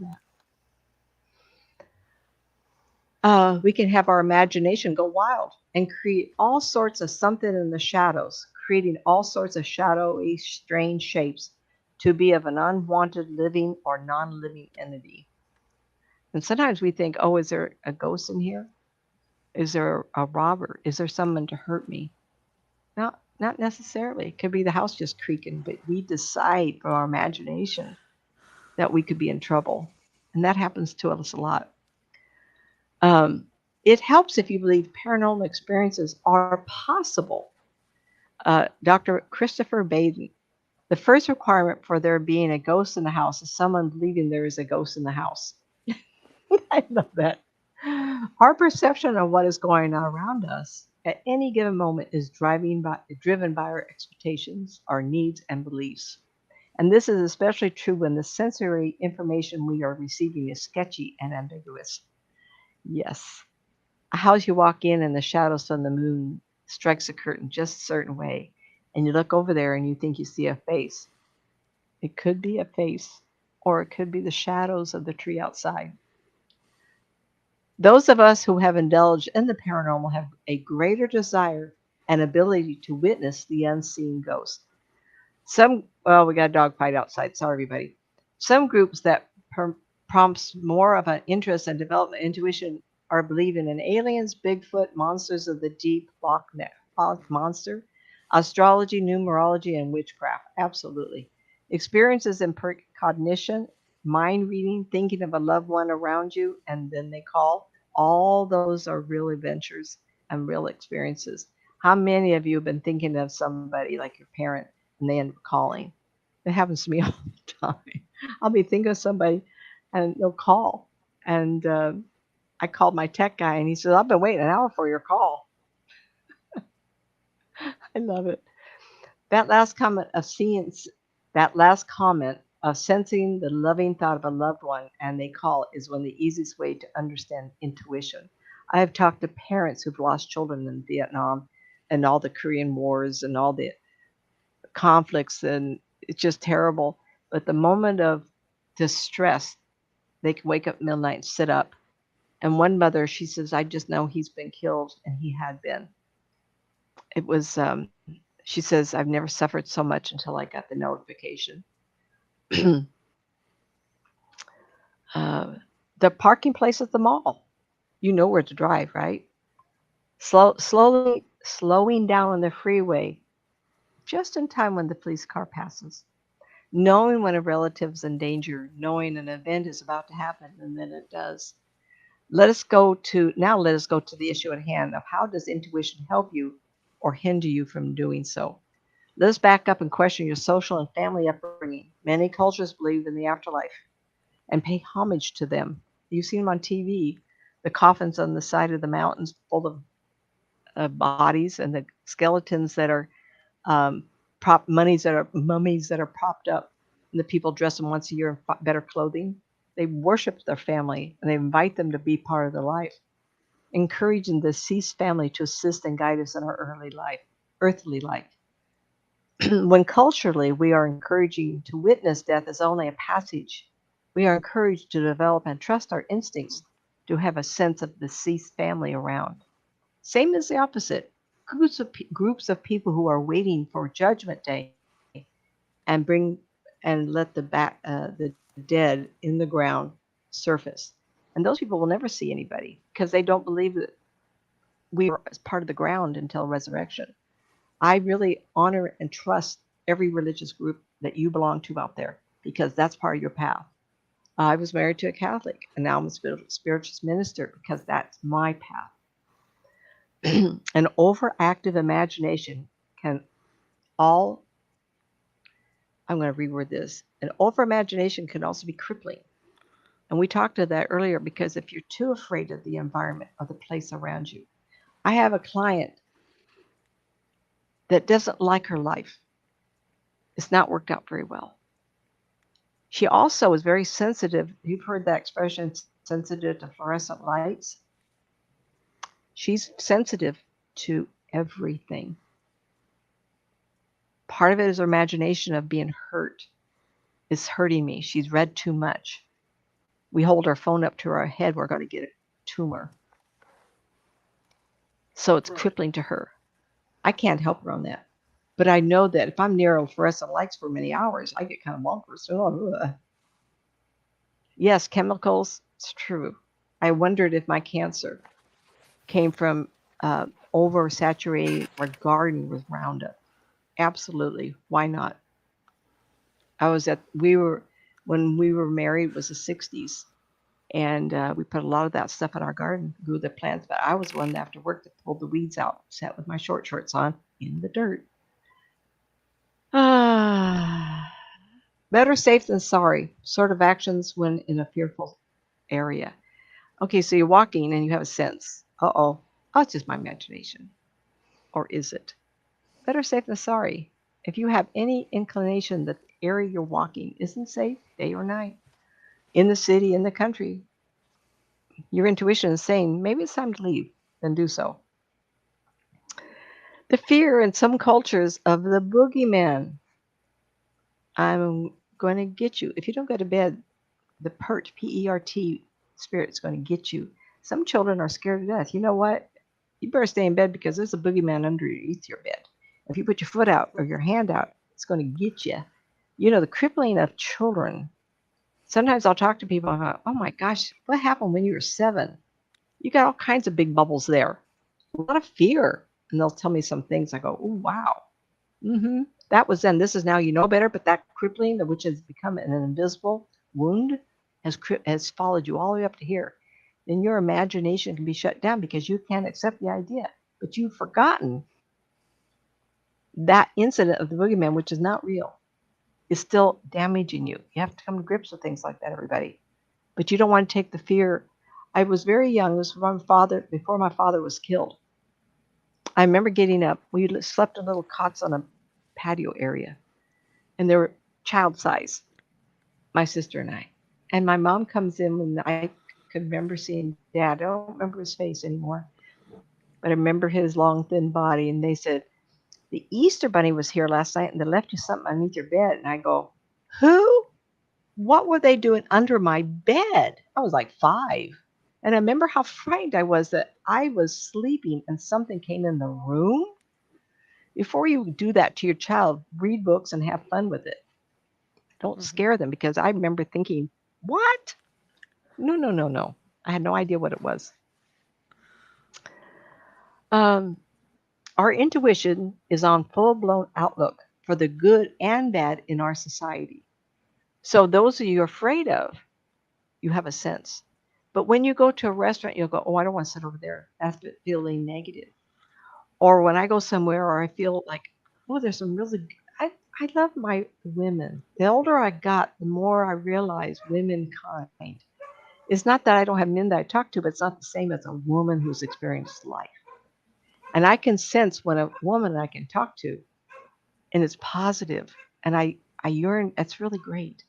So those of you that need the camaraderie or the attachment, not attachment, but the welcoming of other womankind, you will seek out the good in people because you recognize that nice vibration. Um, for those who embrace survival, often see ghosts. So I'm not sure that I want to see the survivalists that we talk and see on TV as much as you're willing to survive this life. You're willing to have conflict. You're willing to do this.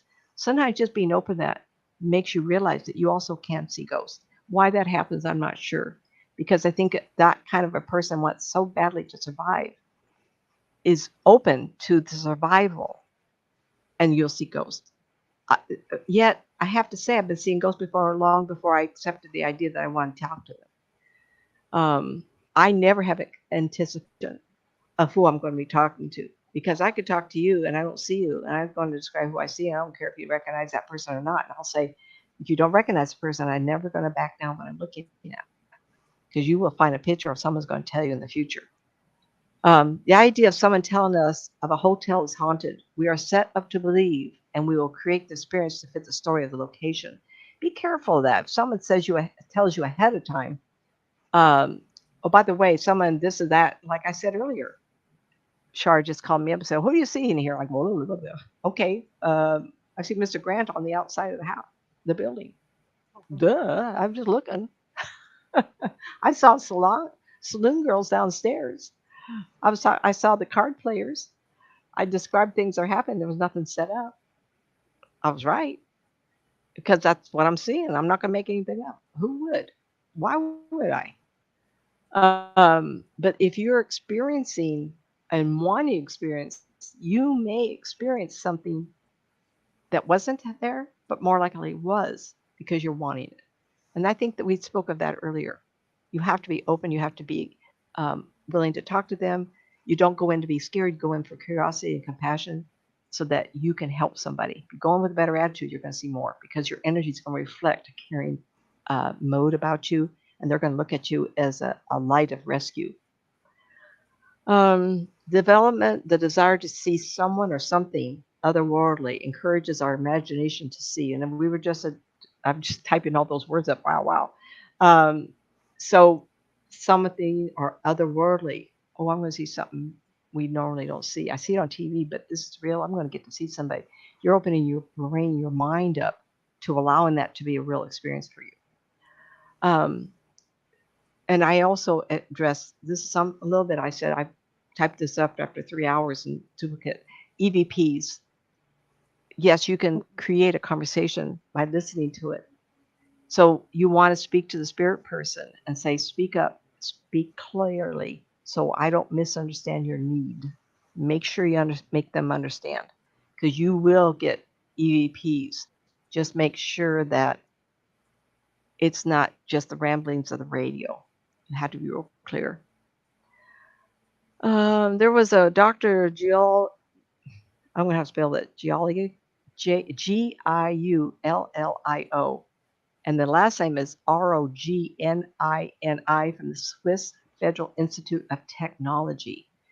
This was interesting. The reason I brought this up, I did read all of this, I saw it too. He had an ability, he invited quite a few people, like 14 people to test who claimed to be seeing spirits. And he got some really interesting results. And then he gave them MRIs to see what was going on in the brain. And he discovered uniquely that some people seem to have some, um, I won't call it damage, uniqueness of the brain. Um, I have told lots of people that I am an artist, so that's what I call a direct connection to visually seeing somebody and drawing. I went into engineering, accounting. I went into engineering. I was um, drawing up lines for telephone companies. Those years we had a string of lines, and then I went into manholes and conduit. Then I became staff, and I was one of the first groups that did um, created programs with code. And you can't get any more linear brain than mine. So you wonder, well, how did I get into this? And I am really into this. And I think to myself, how is it that two different halves of my brain work together, yet they're so different?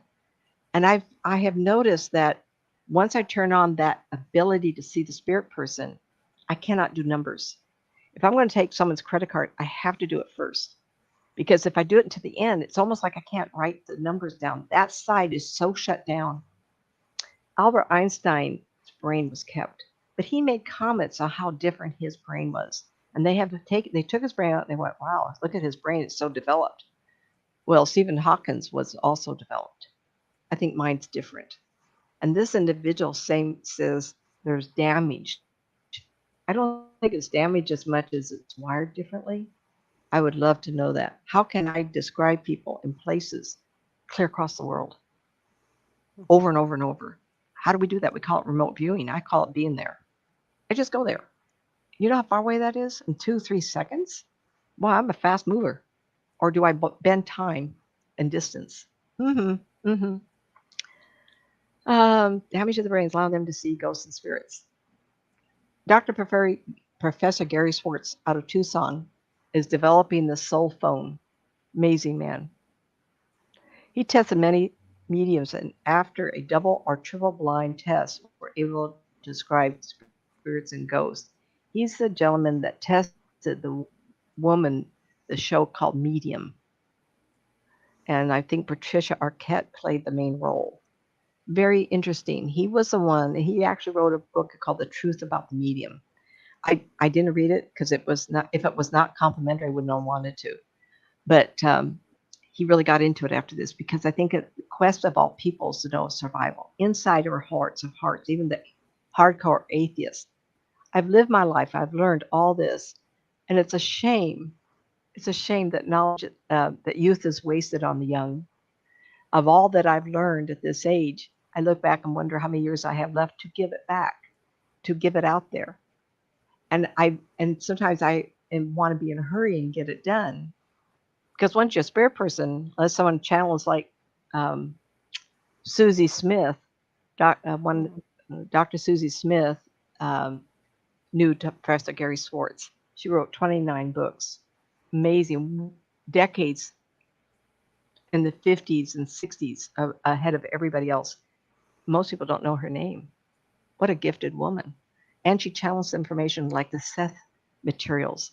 Jane Roberts, after she passed, she also sent information through. There's so many people. My brain goes in overdrive. I got thousands of books like this. And most people aren't aware that I was tested. I was triple blind tested. And that's like unbelievable. Yet it did happen. And I'm so grateful not to have been proven, but to get the validation that I'm not insane. People who do this question their sanity. And I've told Shar over and over, I go, is this true? Am I doing that? Yes. Because Shar has developed a good relationship with 3 or 4 of her ladies, and I know them and they're lovely. And we're not insane. We step from our vibrational space to a vibrational space just right next to us of a different level. And be able to do that and think you're not insane. Hello. I've had wonderful experiences with this. A lot of sympathy with the spirit kind. Am I hurried to get there? Been there, done that already. Clearly, I'm supposed to be here to write it down. And if you want to read up on that test, it's on my link, nancymatzpsychic.com. And go down, I copy and pasted from his site. It was quite a large article and a list of other psychics he's tested. But the letter the young man wrote to Professor Schwartz, and he said it to me, is amazing. He said, you changed my life. Go all the way down and read the young man's testimonial. There was no way I was going to ever. When I walked in the room, it was empty. There was a wall between me and Professor Schwartz and the young man. And Professor Schwartz, I never heard the young man talk. I never had any idea it was a man at all or a youth. There was nothing to indicate any cold reading could not have happened. Not at all. And there was other examples in that um, experiment of the woman that smelled the cancer on her, of the lady that was in there for reading, and her aunt showed up, and she says, "Look, my backyard is just like before." And she didn't recognize it. Oh, she said, "Oh my God, the aunt, she was from the East Coast. She had this beautiful garden. We moved her out here, and she recreated in the desert her New England backyard. Unbelievable. I'm not insane." And if anything, these tests like this allow me to be confident. As with other psychics, we all need a validation. Absolutely. The hard time thing is that predicting important events. Um, I don't like doing death. I can give a generalization, especially to our seniors. A woman tricked me, and I can only give the truth. What I pick up, she came, it was in the early 90s. She says, "My granddaughter's very ill in the hospital. When do you see an improvement or a change in her health?" And I said, "The second week in February." She was a big change for her. The little girl died the second week in February. And I said, "Oh, you asked me something on death. Oh, I don't like that." She says, "It was a comfort because then I knew it was a planned event." You're reading the future. You see what cannot be stopped. With that, it braced me, and I got a lot of comfort from that. And people have done that. So I hope I answered the questions. It looks like I went down.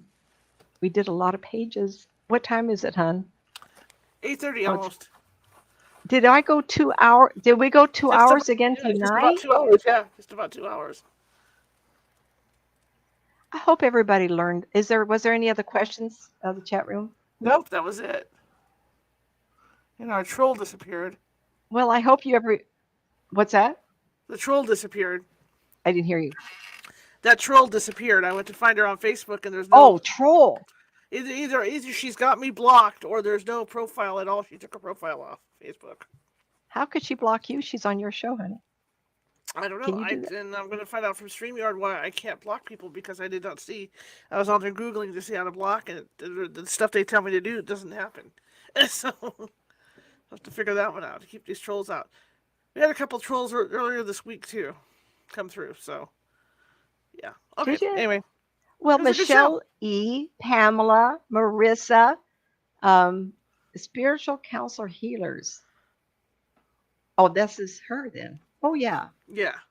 That's the troll. The desperate for work right now. I'll go back and read all this. Scary, Nancy. I'm glad you got through that. I've really had some experiences. Yet I was talking to somebody. Oh, the lights in here are dimming. I have to realize that the experiences is to motivate me to keep going too. Every time I've had a near death something, I've had quite a few. I went over a cliff on a horse, Auburn Lake Trail from Granite Bay, if anybody knows where Douglas Boulevard is, all the way up to Auburn. And my horse got spooked by a rattlesnake on the trail. Oh, we went. Butters kind of laid on her side, and she looked around going, "Oh, fudge." And I thought, oh, well, And I slid halfway, and we hit a big rock. And the people, Linda and Rhonda, yelled down, "Are you okay down there?" And I go, "Well, I'm okay." So I got her. We got up the hill, and they said, "Do you want to walk her? We're going up to Auburn Faith. I'm on Auburn Trails. We still have a ways to go." And I said, "Well, I'm going to ride her because if I don't get on her, I never will ride again because it was so scary." And I've had a few things like that. You go, "Are you kidding me?" Some of the horse races I've been in and going down steep inclines, and you lay back on the haunches and you're just barely holding onto the reins. You're thinking, I hope there's not a rattlesnake on the trail because this one jumps. Oh, fudge. Oh, shoot. Well, girls, it's been fun. And who asked the question? I'll go back and read these, I guess, later. I've enjoyed tonight, and I'm sorry to keep you so long, but got carried away. I told you it was a long topic. That's okay. That's okay. Okay. Yes. So Sunday I'll be back, 6 p.m. Pacific, reading Scottish ghost stories, and then Monday we will have Andrew Goff, and he's going to be talking about Inner Earth, and are there societies that are living there? Interesting. Interesting interview, I'll tell you that. Very, very interesting interview. Okay, guys, and a quick reminder: Sunday at 2 p.m. Pacific, I am teaching a. Let me get this up here. A psychic development class 1, and that's at 2 p.m. Pacific. Check out the California Mm. Haunts. Yeah, remember that one. The California Haunts Paranormal Investigation Team meetup. To get the information on that, check out events. That'll be Sunday at 2 p.m. I'm supposed to be teaching a Ghost Hunting 101 class tomorrow, and we'll see how that goes out because there's a lot of bad weather going on, and who knows what's going to happen. So we'll see. But for sure, Sunday we are there for the psychic development class. And so, if you guys are interested in learning to see if you're psychic, or you may have psychic skills already and you want to hone them and learn how to open and close that psychic door, this is the class for you. So come check it out, okay? All right. So I will leave you with Nancy's contact information and all that good stuff, and then I will leave you for the evening, and I will see you guys again. And yeah, I love today. Thank you, Nancy. It was a great, great, great thing. I learned stuff. I mean, it's really Everybody, give us a thumbs up. You learned something? I can't believe that. I learned something. You said Yeah. that. See, I was nodding. Usually I'm skeptical with stuff, but I was nodding. I was agreeing. Good stuff. Good Oh, stuff. you're skeptical. Oh, you better agree with me.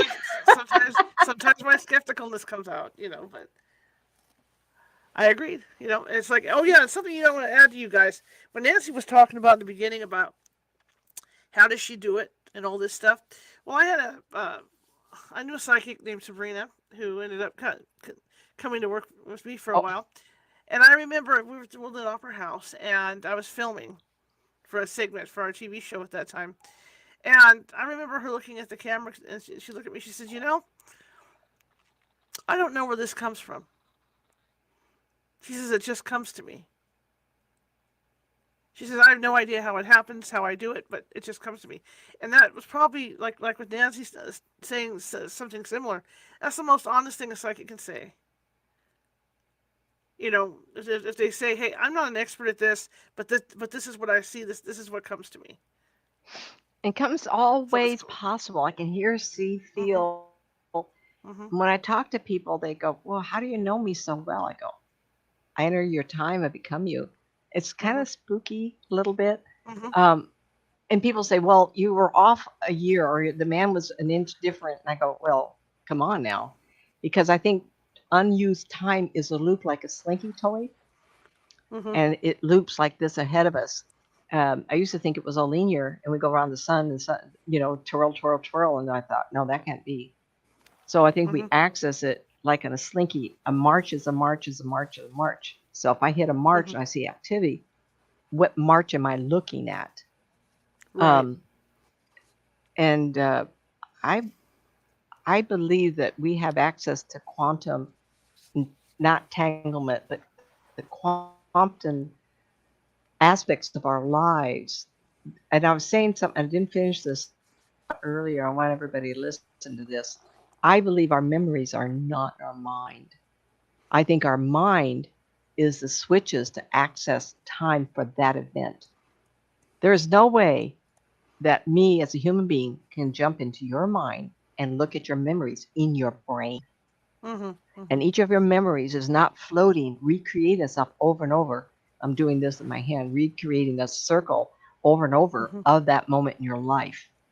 I can feel going backwards and hitting a moment in your life that was important. Damage, dating, the first love, and an event in your marriage that would trigger the end of the marriage in time. Your brain triggers an opportunity for me to travel and look at that. When you go into time, you access that point in your brain that opens up that moment in time. I don't know when that's going to happen, but that's what I really believe that. And it's because I realize I do enter your space. There's no way as a human that my electrical brain can read you and understand what's in your electrical brain. Only accessing to time. Time going forward is unused. It feels like thick jello. Sliding like a mirror with water on it, slip, slip, slip, is used time. And that's easy to go to. All right. Cool. Okay. All right. So that's cool. I like it. One thing I think about all the time. I love it. I love it. All right, here we go. Nancy's contact information. And away we go. Websites, nancymatz.com, everything lowercase, nancymatzauthor.com, the N, the M, and the A are capped, and youtube.com/nancymatzpsychic, the N, the M, and the P are capped. And we have books. We have Help. Get Me Out of This Funk with Nancy, by Nancy Matz. I almost said with Nancy Matz. Good Lord. It's been that kind of day.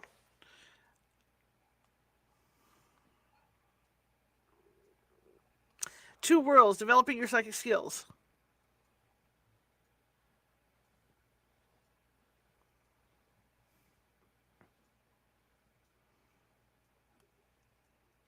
And The Unwilling Sacrifice.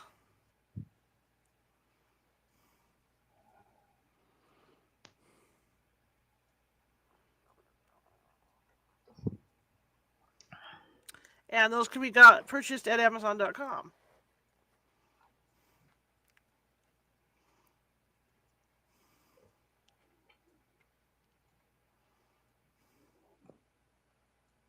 And as I always like to say, if you like the show, share it with 5 people. If you hated the show, share it with 5 people.